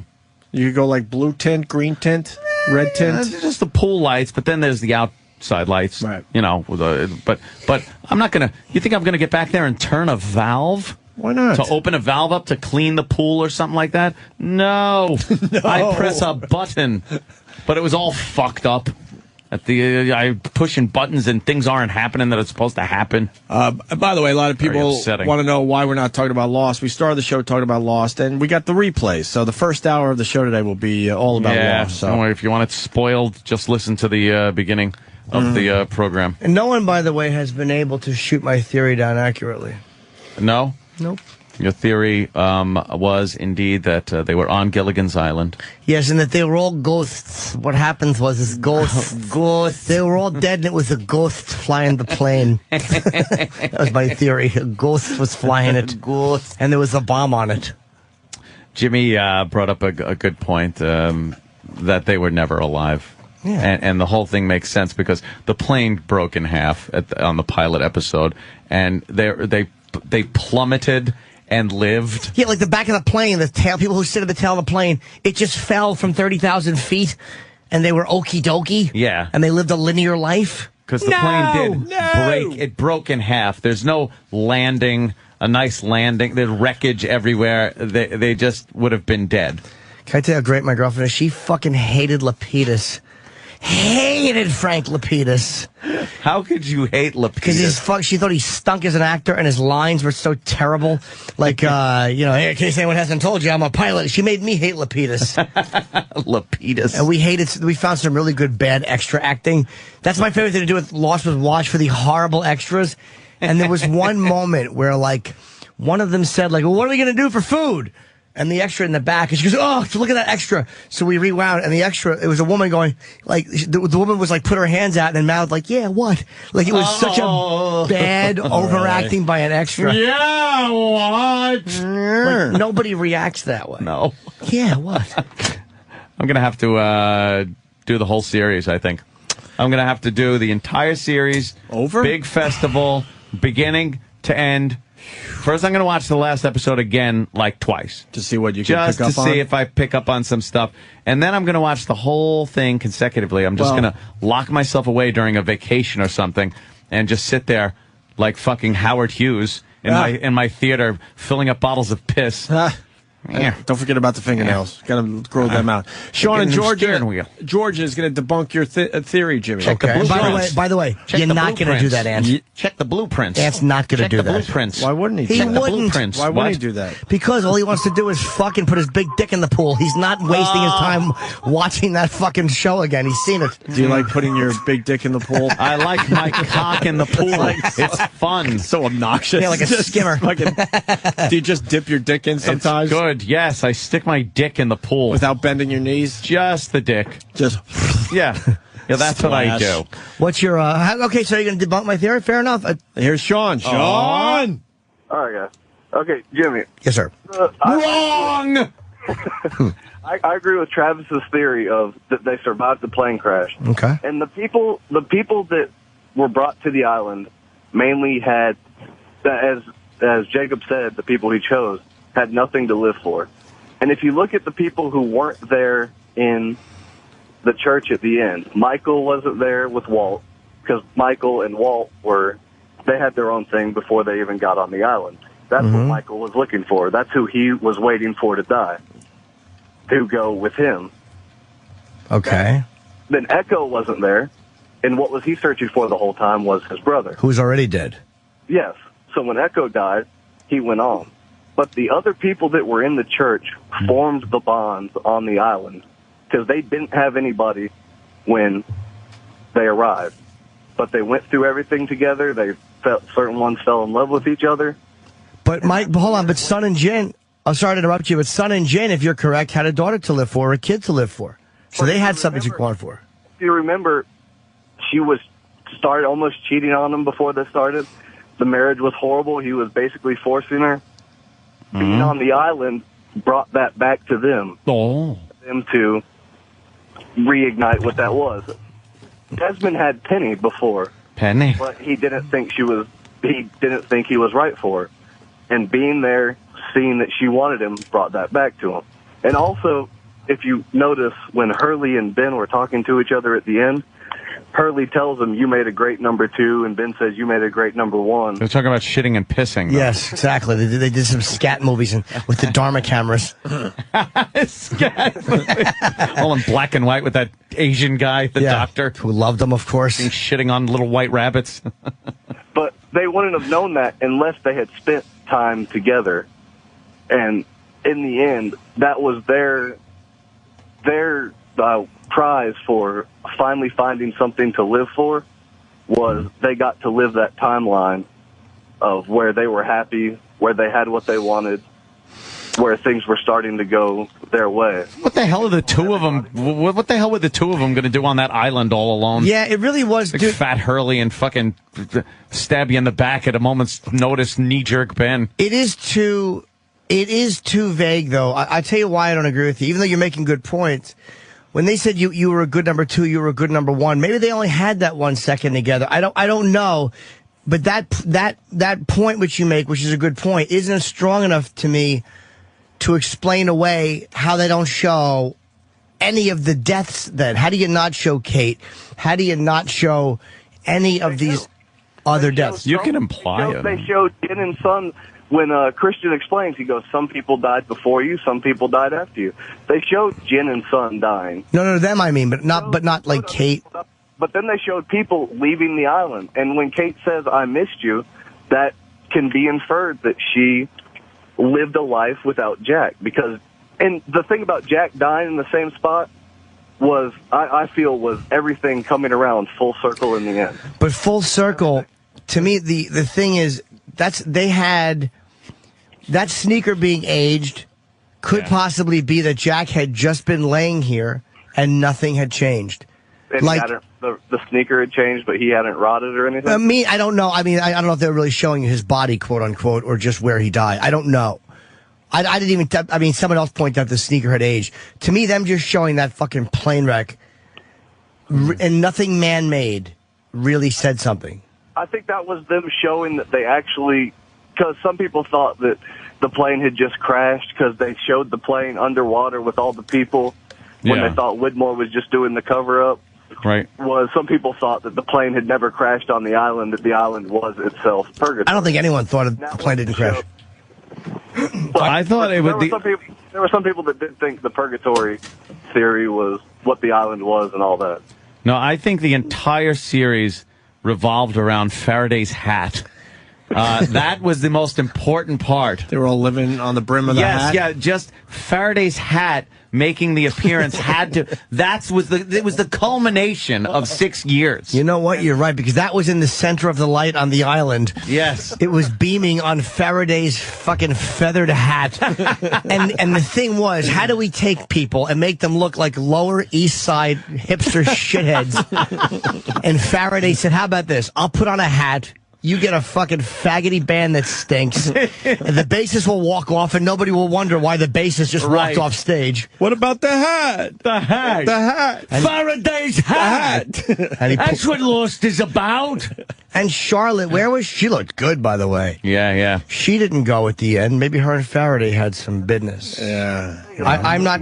You make good points, sir. I'm not saying your points are shit, but I still stand by what I said. To me, sounds like the most plausible theory. Purgatory. They all end up in heaven in the end, except for who's the one guy? Well, there was Ben. He's Ben not, didn't. He's not in heaven. Ben had stuff to work He's out. not in heaven. He's still in that purgatory. Ben or wasn't maybe ready to going move the on. other way. He wasn't ready to move on, and neither was Michael and a few other ones. I don't know shit because I've never seen. What's sir? When he said Anna Lucia wasn't ready yet to come with them, was she had never, what they showed on the island was she had never made that connection with someone. She had never found a reason to live. Or maybe she had just done some really, maybe. Okay, maybe she hadn't made that connection, or for whatever, maybe, I don't know what causes somebody to say, okay, I can move on. Like, I don't know what that was for her. Was Jack dead the whole time? I believe he was. So, Sixth Sense on an Sixth island? Sense, yeah. Here's why, buddy. I think with certain things, they couldn't get certain actors. Like, believe me, Walt's age fucked them up, but they could not. Mr. Echo, they had big problems with. Michelle Rodriguez, there was a bad... Mr. Echo! Yeah, I do it. Excellent, Mr. Echo. Let me hear. Oh, I am Echo, and my brother has fallen. They had her for that scene at the end. They could have easily filmed one extra scene with her. They had. You're right, sir, but she may not have done it. I don't know what her departure was, but believe me, Michelle Rodriguez, she just did fucking, the James Cameron Avatar. I think they would have wanted to tie her up a little bit better, as well as Mr. Echo and a lot of these other people that they didn't tie up. I think they could have shown a lot better. Well, she couldn't wait around, man. Juliet, she had a movie career she had to get to. Yeah, I think some of the actors weren't available. That's just my thing. All right, Sean, thank you. We got to move on because we do a lot of Lost talk during the replay today. Although Jordan is Scranton, he's got it. Tito and Chuck broke their fight because they had different theories about loss, Jimmy. You see, Tito thought that Locke was an analogy for Jesus Christ and the rest of the people on the island were his apostles. And Chuck thought Tito was a faggot. Okay. That makes perfect sense now. And that's why they aren't going to fight. That makes perfect sense. Now, why... What now? No, we have the scene with... Yeah. No, we don't. At the end. Did you cry a little bit, Jimmy? Did you? A little bit, but not weepy? a little at the end here, and a little because I think the father was one of the best characters on the show as Christian. Yeah, he was fucking great. This guy. Little bit here and there, some of the reunions and stuff. A little misty. Yeah, not blubbering. Where they show all the connection. Yeah. When him and Juliet connected. That's all good. It was all good stuff when they showed the connections. There wasn't really any bad things, were there? Yeah, just kind of them making... just when Ben was remembering when Desmond was beating the shit out of him. Yeah, maybe that was... and look at that. That was different, and he didn't get to go. So. It was great. Did you watch the 2-hour... recap? Yes, I did. And they just showed 3 minutes of him just getting his ass kicked. Getting the shit beat out of him. That was good. And that one thing I did not like was the personal little messages from the audience to Lost. That was a brilliant way, though, to get them to stop your DVR and fucking... You think the show's back on, and it's a cool... I kind of like that. I thought it was something different. That I hated what people were writing. Yeah. Oh, that's kind of cool. Stop saying goodbye to a show in an email. I think it was a way to get them to stop and watch commercials. But that's all they got, Anthony. That's all they had was their Lost show. Hey, can we talk about the bull goring that guy? Ooh. Everyone see this video by now? It's pretty disturbing. What was one of those dumb bullfights? I'm happy the guy got gored. Unfortunately, he's alive. Fights back. I love when animals fight back. But they kill the bull anyway. Yeah. The bull gets killed. I'm so sick of these macho cunts. I'm so happy. I hope that guy can never eat pussy again. That bull fucking gored him under his neck and it came out his mouth. I think he's going to be just fine. I think he hit right in between, right, Ant? Dude, there's shit there. There's fucking... What's there? Your tongue. Your tongue, your jaw. The muscles that run your tongue. He's going to be fine. It's like... Want to bet? They spent 6 hours reconstructing his mouth. He'll be fine. He'll be able to lick pussy. He'll be fine. Oh, I'm so happy that happened. He'll be able to lick pussy. That fucking bull came up with its head right on the soft underside of your jaw, and the horn came out his mouth. And then looks like Harvey Keitel. Yeah, it does. He's a matador. A young version of Harvey. And this bull's got spears in him. He's bleeding from the back like crazy. So annoying. Like they do. But he gets the jump on him. How does he get the jump on him, this bull? All right. He's doing his faggy little move. He's got another sword. He's ready to stick into the bull. What a prick. Spanish. Oh, we get to hear in Spanish how good. Big set of balls on that bull, huh? He fell.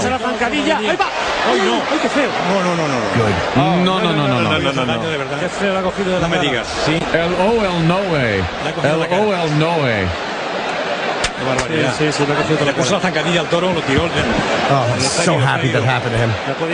Bleeding from the mouth and neck. Oh, fucking asshole. God damn. Some saying that's not the greatest goring ever. He looks like McCluskey after he took a spoonful of fucking pasta. Look at him. That was the Italian food in this slow motion arena. Right through the fucking... out his mouth. And you know something? Bull's horns aren't really that sharp. They're kind of sharp if you look at them from a distance, but up close, they probably dull it a little blunt. Bit. Right. Yeah, they just don't grow into shaved That points, guy's lucky that the bull didn't shake him until he just ripped his jaw right off his face. He could have ripped his jaw off. Yeah. It came right back out. I wish it would have dragged him around the arena like that with his fucking... Course. And then, of course, hey, it's like, if it's just you against the bull, why do you need help? Yeah. Why don't you just stand there and fucking fight it off? Why do you have your friends help you? Go ahead. The bull got you. Now fucking defend yourself. I'd love one of these stadiums to catch on fire with all these fucking assholes. I think that's happened. You guys seen the other gore pictures that were going around this weekend all over Twitter? No. One guy took one right in the fucking shitter. Oh, I seen the one where it's up his ass. And then there was another one I'm trying to remember. There was a few going around saying... Do you think they called the bull shit horns after that? A whole stink horn. Yeah, his friends laughed at him. There's one in the shitter. Friends. Here's the shitter one, I think. Is that the shitter one? Nah, I guess there's a lot of shitter ones. The shitter. Jesus Christ. I'm a bullhorn in your asshole. You How don't unpleasant. fuck with these things. Why are you fucking with them? Leave the fucking bull alone. Yeah. So annoying. He's got long pink socks and active macho. I'm so glad that fucking thing gored him. Is that guy getting in the balls? Right in the wiener hole, I think. Right in the pee hole. He got in his wee-wee hole. Right in the piss hole. In his pee-pee. Where the piss comes out. It's just so stupid. Where's the guy that got it in his coolie? This might be the one. Come on, Danny. Show me something. Come on. Come on. Come on, motherfucker. Show me this one. Yeah, that one. Ow! That could be the worst for some reason. It goes in like the lower shin and all the way up to the kneecap. Yep. That bull gored him, in the middle of his shin bone, and it's under the skin and everything, and you see the shape of the horn like a snake that swallowed something. You can see right through. That's the one I saw up this weekend. to the kneecap. Yep. Good. Wow, that is fucked. That's great.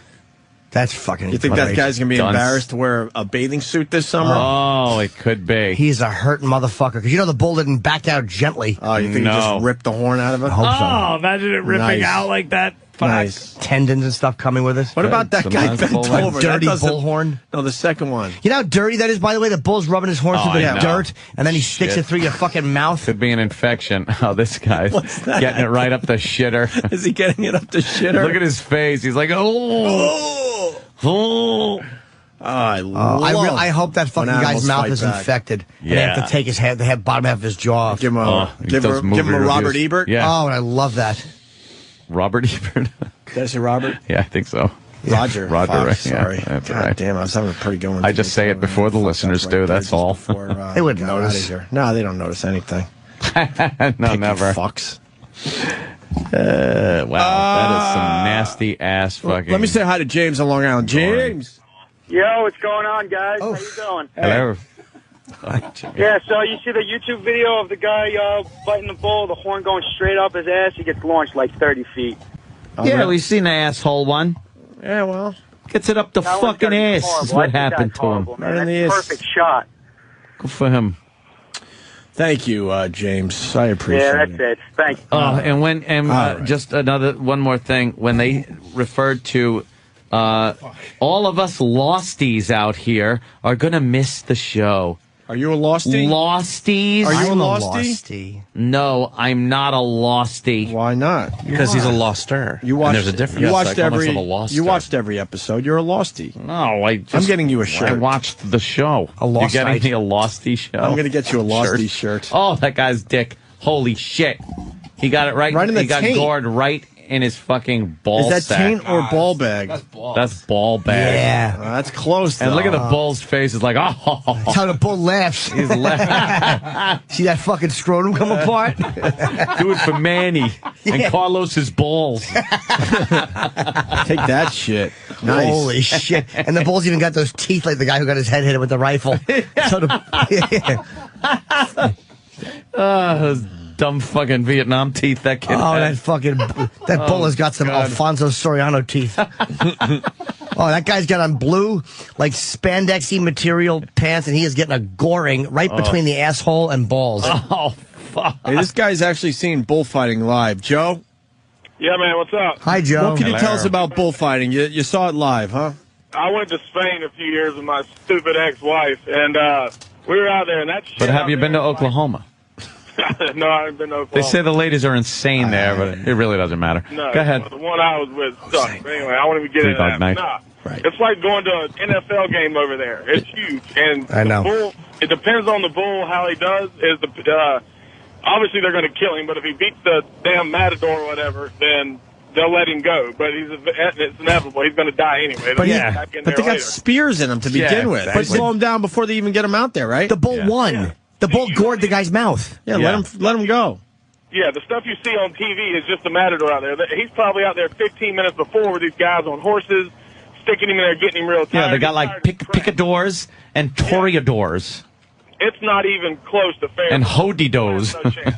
I fucking hate it. Yeah, it's awful. But I think it makes sense. I think it makes the culture shitty, to be honest with you. It's tradition. It's Fuck one them. of those like ancient traditions So why that don't they have stop to it? keep going. Well, why do they fucking keep coming over the border? Did you learn that from the Hemingway Well, they're novel? not Mexican, are they? From Spain. Well, I don't care. Mexico does it too. Does it? Hey, here's another I think so. thing. The judge. Got a microphone. Oh, go ahead. What's our guy? Your show. He'll hold up a sign, the judge or whatever, and depending on how good the matador does, they'll either cut off one ear of the bull, 2 ears, his tail, and his tongue. It's just disgusting. It's a shit sport.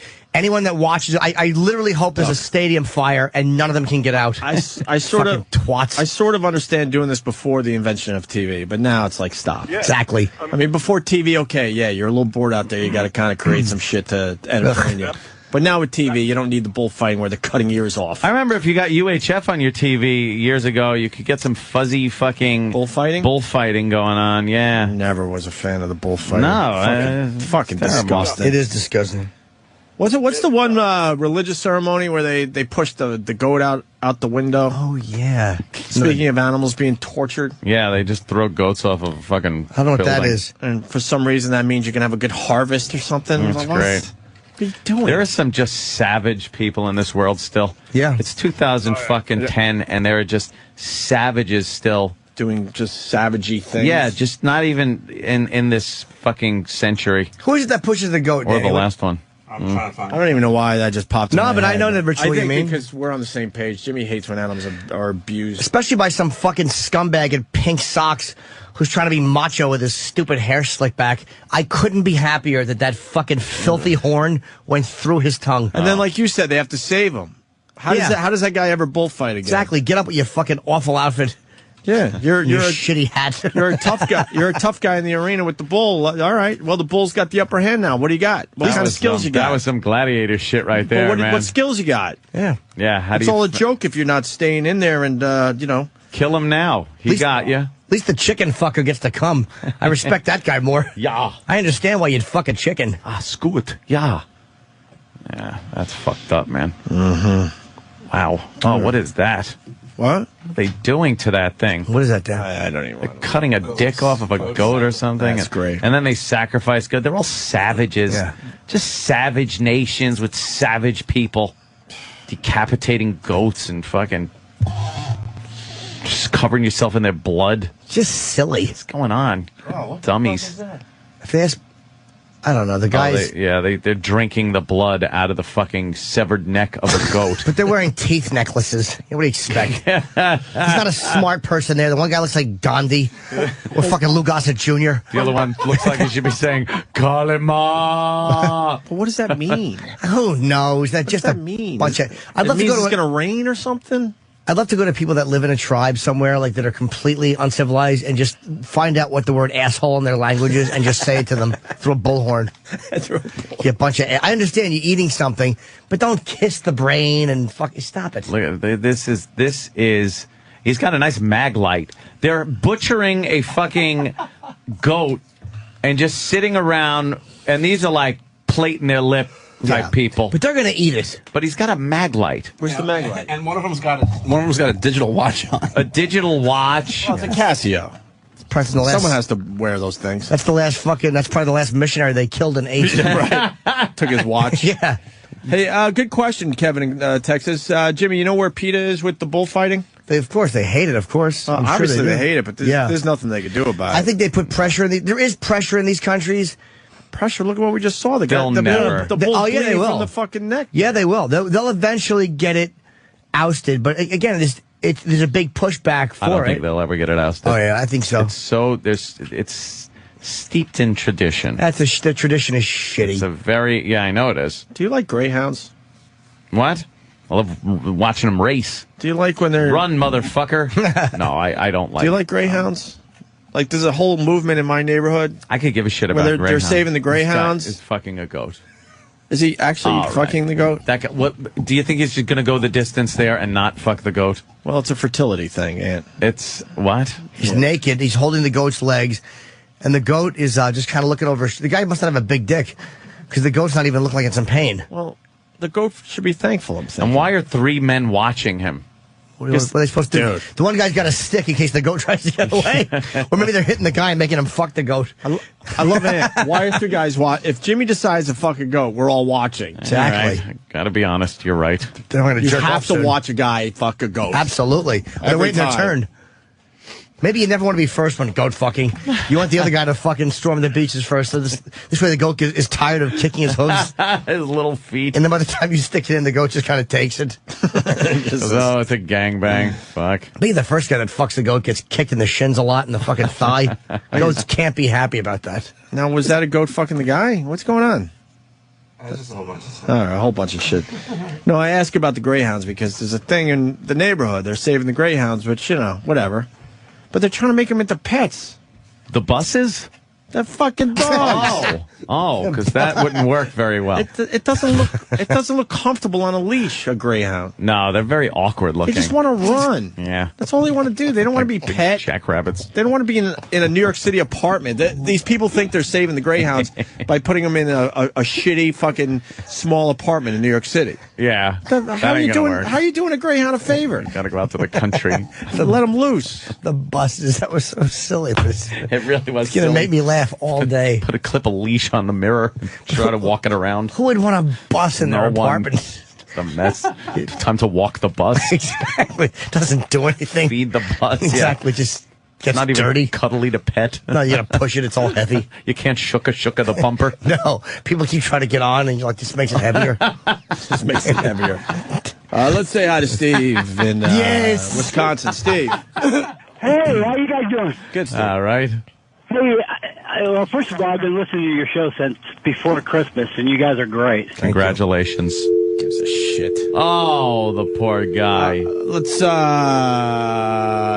go to Tony in Florida. Tony. Hey, yeah. Hey. Hi, Tony. Hey. Hi, buddy.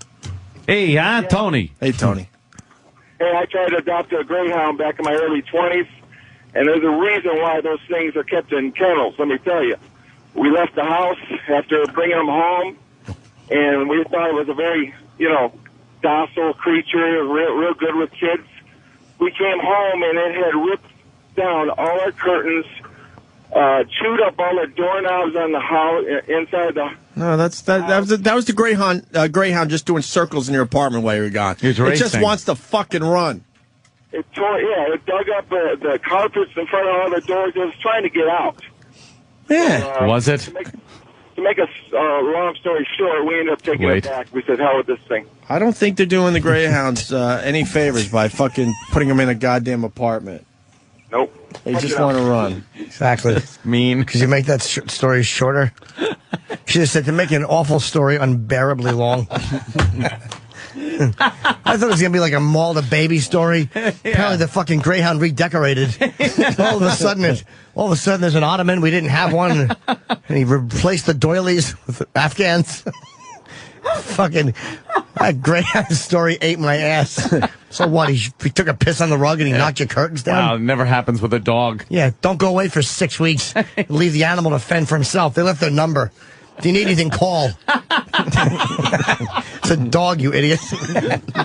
Let's go to not McGruff. Let's go to Mike in Florida. Mike. Hey, guys, Mikey. Yeah, we rescued one. All the thing wanted to do was run. We got 4 acres fenced in. Every time you open the gate, drive in, off the son of a bitch went. One morning, I just let him go. Okay, so no more. I get home that night, the cops are there, the Humane Society, with like a $2,000 veterinary bill where the son of a bitch went out, ran across the road, got hit. They checked the tattoo on it, and they were trying to charge us a bill and a fee for neglecting the dog. Fuck them. Well, why would you keep an animal and then fucking open the gate on purpose? Yeah, well, I had to drive my car in, and the only reason we had the thing because I was married to a psycho bitch that worked at a vet's place. So, yeah. Oh well. So much for the Greyhound. Punch it out. All right, now we got the Greyhound owners. They're upset with us. Joel, South Carolina. You guys are dead wrong. Good morning, gentlemen. You guys are dead wrong. I've owned 2. I'll never own another breed. They're docile. They're couch potatoes. I have a 5-year-old and an 8-year-old. It's excellent with the kids. All right. My dog doesn't chew anything. My dog doesn't. How's he eat? He has straws. His little dog straws. He knocked his dog's teeth out with a hammer so it wouldn't bite anybody. He doesn't chew anything. I know. What happens to all that dog tobacco you buy him? And let me also say that this all started years ago when the owners of the Greyhounds at the track, when they were done racing, they would basically just pile them up in a big pile and euthanize them. So they were originally started rescuing them because of the poor treatment of them. Now, that doesn't happen so much anymore, but they are fantastic animals. And if you don't know how to handle one, it's your own fault, not the dog. But I don't even know where you pet them. Yeah. You they pet got them wherever you where? You pet them all over. They love being pet. Pet that rat tail? Do you grab that rat tail they got? His ribs. Oh, yeah. Built like Kenyans. All right, let's go to Jared in Massachusetts. Hey, is this the Jared that calls a lot? No. Another Jared. Or Ron and Fez, but not you guys. But, yeah, Opie, man, I got to agree with Joel, dude. You're dead wrong, man. I've got a Greyhound. He had one for 3 years. If you let the thing go, you're never seeing it again. Because it'll see a squirrel, it'll see a rabbit, it'll take off. It's a sprinter. It's not looking for a long time to run. Yeah, if you can get it to, like, a dog run, great. But, man, this thing just sleeps and eats. That's all it does. And you can pet it anywhere. It'll like, moan if you rub it on its ears. How about under the tail with your cock? Can you pet it there? That would just be so wrong. If it just sleeps and eats, can it produce a radio show? All right. Exactly. If it just sleeps and eats, why do you want it? Yeah, really. Look, man. Dull animal. I'm sure you guys are doing the right thing, but they just look uncomfortable on their leashes when you see them being walked around. I'm a Greyhound, yes. Yes. One thing, Opa. I'm right with this guy. What, sir? Up here in Massachusetts last year, they actually passed a ban on Greyhound racing. And I, even as a Greyhound owner, voted against the ban because I'm afraid all these dogs now going up for adoption and them not being able to go anywhere, and they will end up getting put down in all these like these rescue places or pounds, wherever they end up. So. Me and Ann had to do a gig from a Greyhound track. You remember that, Ann, in Boston? Yes. And what town had the Greyhound racing up there? Oh, there was a couple. Revere. Was it Revere? Revere? Yeah. I don't remember anymore, but Ann and I show up to the gig. We don't know anything. We don't know there's a big fucking war going on, and we're just trying to do our radio show, make a little money for the company, and they were all over the place, the activists. Yeah, we couldn't even get past the picket line to fucking do our show. I've been or whatever, the fucking protest line. Yeah. I heard that show. I've been listening up here to you guys for years. Right. And man, I'll tell you what, up here in Boston, you guys couldn't catch a fucking break to save your lives. All right, so you have a panic attack. Look at that. Look at that fucking Greyhound. It looks mean. Thanks. All right. buddy. Look at that big teeth and fucking Robert Reed ribs. That's what I'm saying. Where do you They pet? don't chew anything. Where do you pet a dog like that? Like where? That's a probably. It's probably. I've seen them around. They look friendly. You pet their sides. Pet their Their big sides. spine sticking out. They really do. They just look uncomfortable. Yeah. Yeah. They look like their Is that a little joints just baby hurt Greyhound, constantly. though? That was a puppy Greyhound? That's a Greyhound? That That's thing got to be a looks mix. stupid. That's cute. Is that puppy a Greyhound, though? Oh, my That's not a God. Greyhound. Who wouldn't kiss that How thing's head? adorable is that? That's not a Greyhound. That is adorable. That's not a Greyhound. It kind of looks like it. That's a not big a round Greyhound. head. It says so, right? He has there. big round eyes. Yeah. Probably like peanut butter right off your balls. Like a good boy. Any luck? It looks more like, what is it, a Weimaraner? A Weimaraner? A Weimaraner? Those Or are a cute dogs. whippet? A whippet? That's a Greyhound. Look at it. It just looks uncomfortable. It's wearing Well, he has booties. boots on and a fucking thing like a horse. sweater. Yeah, and a horse blanket. You know how dumb he must feel. Oh, like an idiot. All his friends are running around. He's got little fag boots on. Look, it's the Greyhound dressed up like a Greyhound bus. Let's see. It's got a little It's not gonna blanket get better type than thing, a that. horse blanket. Yeah. But it's got wheels and other Greyhound in the window, and he's wearing a hat that is only worse. The only worse hat is Faraday's hat from Exactly. last night's loss. That fucking horrendous hat. This dog should be playing the piano at a fucking Drive Shaft concert. Stupid dog hat. Dogs look like assholes in hats. I want to put a fucking hat on a dog and then punch it off. Fucking just drill my fist into his little dog cheek. Watch that hat fly off. Now pick it up, faggot. He has to put the hat back on. He's embarrassed. It's got no thumbs, so it's real hard. Yeah. He just keeps nosing it forward till you scold him. Oh, they took the picture of the dog in the Greyhound bus outfit, and they probably thought it was really cute. Look at how adorable this is. Yeah. Oh, Christ. Now we got to look at fucking Travis's dog. Ugh, that's fucking... What is that thing? It is cute, but they always have breathing problems. It's not cute. Fucking dopey dogs. Travis's dog doesn't have breathing problems. It just pries its mouth open with something so it could sleep. That fucking who wants a dog with apnea? Yeah. Breathe right strips for your dog. That is just... Is that what your dog does so it can sleep? Yeah, he has breathing problems. Well, aren't they a created breed? Yes. Then why would you support a created breed? They are cute, but the fucking thing is to put a bone in its mouth so it can breathe. Are you kidding? Is that what it does? They were created 200 years ago. It puts a bone in its mouth to breathe? Well, it helps him breathe better, yeah. Because he can't breathe that well out of his nose. So what do? You prop it open like that? No, he does that. He does it? Yeah. When he sleeps? Yeah. He knows that and he then can't my wife breathe. kicks him out of the room because he's so loud. And who's in the back talking? Oh, that's Troy doing the phones. I love how Why is Troy doing the phones? Because Butch is out. All right. Oh my God. Fucking all I heard is Troy saying coyotes in the back. Yeah. Who's today's winner? Will you shut the fuck up? You are. How am I today's winner? I didn't even do anything. Wow, you won something. What Click did I on it. win? Click on it. Ooh, I'm going to click on it. Click on it. No. I have a Nigerian guy that wants to give me $10 million. Well, that's fucking... It's bullshit, Ant. Those aren't real. Oh, literal Jim. You're breaking my heart. Come on. Don't go breaking my heart. Indeed. Wow. Wow. Well, this was a think good it's, debut for Stars, too, huh? I hope so. I think we gave him a shitload. Yeah. Or a load of shit. One or the other. We'll do more tomorrow. Of course we will. Here on the Opie and Anthony show with Jimmy Norton. We got to introduce ourselves, because they're new people, so we got to keep saying that. No, Anthony and I will be on Red Eye tonight, by the way. Oh, my God. We're doing it together for the first time. Yes. Because Greg is out promoting his new book. And who's hosting? Mike Baker. CIA Mike Baker. Oh. Mike? Yes, he's the host for 3 days. He was great on our show. He was great, man. He's a very smart guy. Wow, well. Does he have a sense of humor? Oh, yeah. Okay. Hope so. I do, too. I know great. Greg Mike's has a sense of humor. Mike's great. Mike's this. Oh, you weren't here when Mike was in? Does he do a Mike-a-log? I don't think I was here that day. Oh, fuck, man. He's really cool. He's a CIA guy. He's very, very fun, dude. And this Friday, if you're in Seattle, I'll be at the Showbox on Friday, and July 2-3, Borgata, June 3-6, Carolines.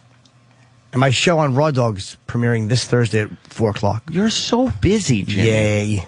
Busy little fella. It's a 1-hour comedy show on Raw Dog. I'm Bob Kelly's going to be my co-host this week, and Amy Schumer will be our guest. Very cool. The Bob Kelly? Yes. Wow. You guys want to hear how loud Travis's dog is snoring? Oh, no. Can we leave with this? If you want. All right, let's hear this. Here we go. It's real loud. That sounds comfortable. Oh, no. Get him a Claritin. Are you fucking kidding me? You live with a monster, Travis. That's a monster. It sounds like a velociraptor. Oh, my God. The fuck is going on? I need some Sudafed. Do you know how fucking hard... The dog has to put a bone in its mouth so it doesn't die. That's fantastic. Listen for the breathing right here. It's a wheezy exhale. That's horrendous. What is in that thing's throat? It's only sometimes when he sleeps, though. He doesn't need it. It's all the time. No, it's not. Why can't they breathe? It's the way their palates are, because they have soft palates because their faces are pushed in. Because he's a French bulldog. His face is pushed in. He doesn't have a long nose like most dogs. German Shepherds are healthy dogs, right? Yeah, very. Oh, absolutely. Yeah. You got your German Shepherd, your Labrador Retriever. It's very good. Dogs with like real fucking snouts on them. Not that fucking punched in snout. No, he's adorable. You're wrong. No, it's a fucking accordion snout. Ugh. Why? I know he had a pug and it had asthma. It was the worst thing I've ever heard in my entire life. Looks like fucking Dudley Moore kicked your dog in the face with his club foot. Club foot? Looks like Dudley Moore's boxy foot. Fucking, do you tape an inhaler to its little paw so it can fucking take some Primatine mist? No, but in the summer, he really can only do like a 5-minute walk. In the summer, he can only do a 5-minute walk? Yeah, because they get very hot very fast and they have trouble breathing. Now, when you first got the dog... Yeah, remember when I brought him in? Yeah, no. It was great. But when you first got it, did it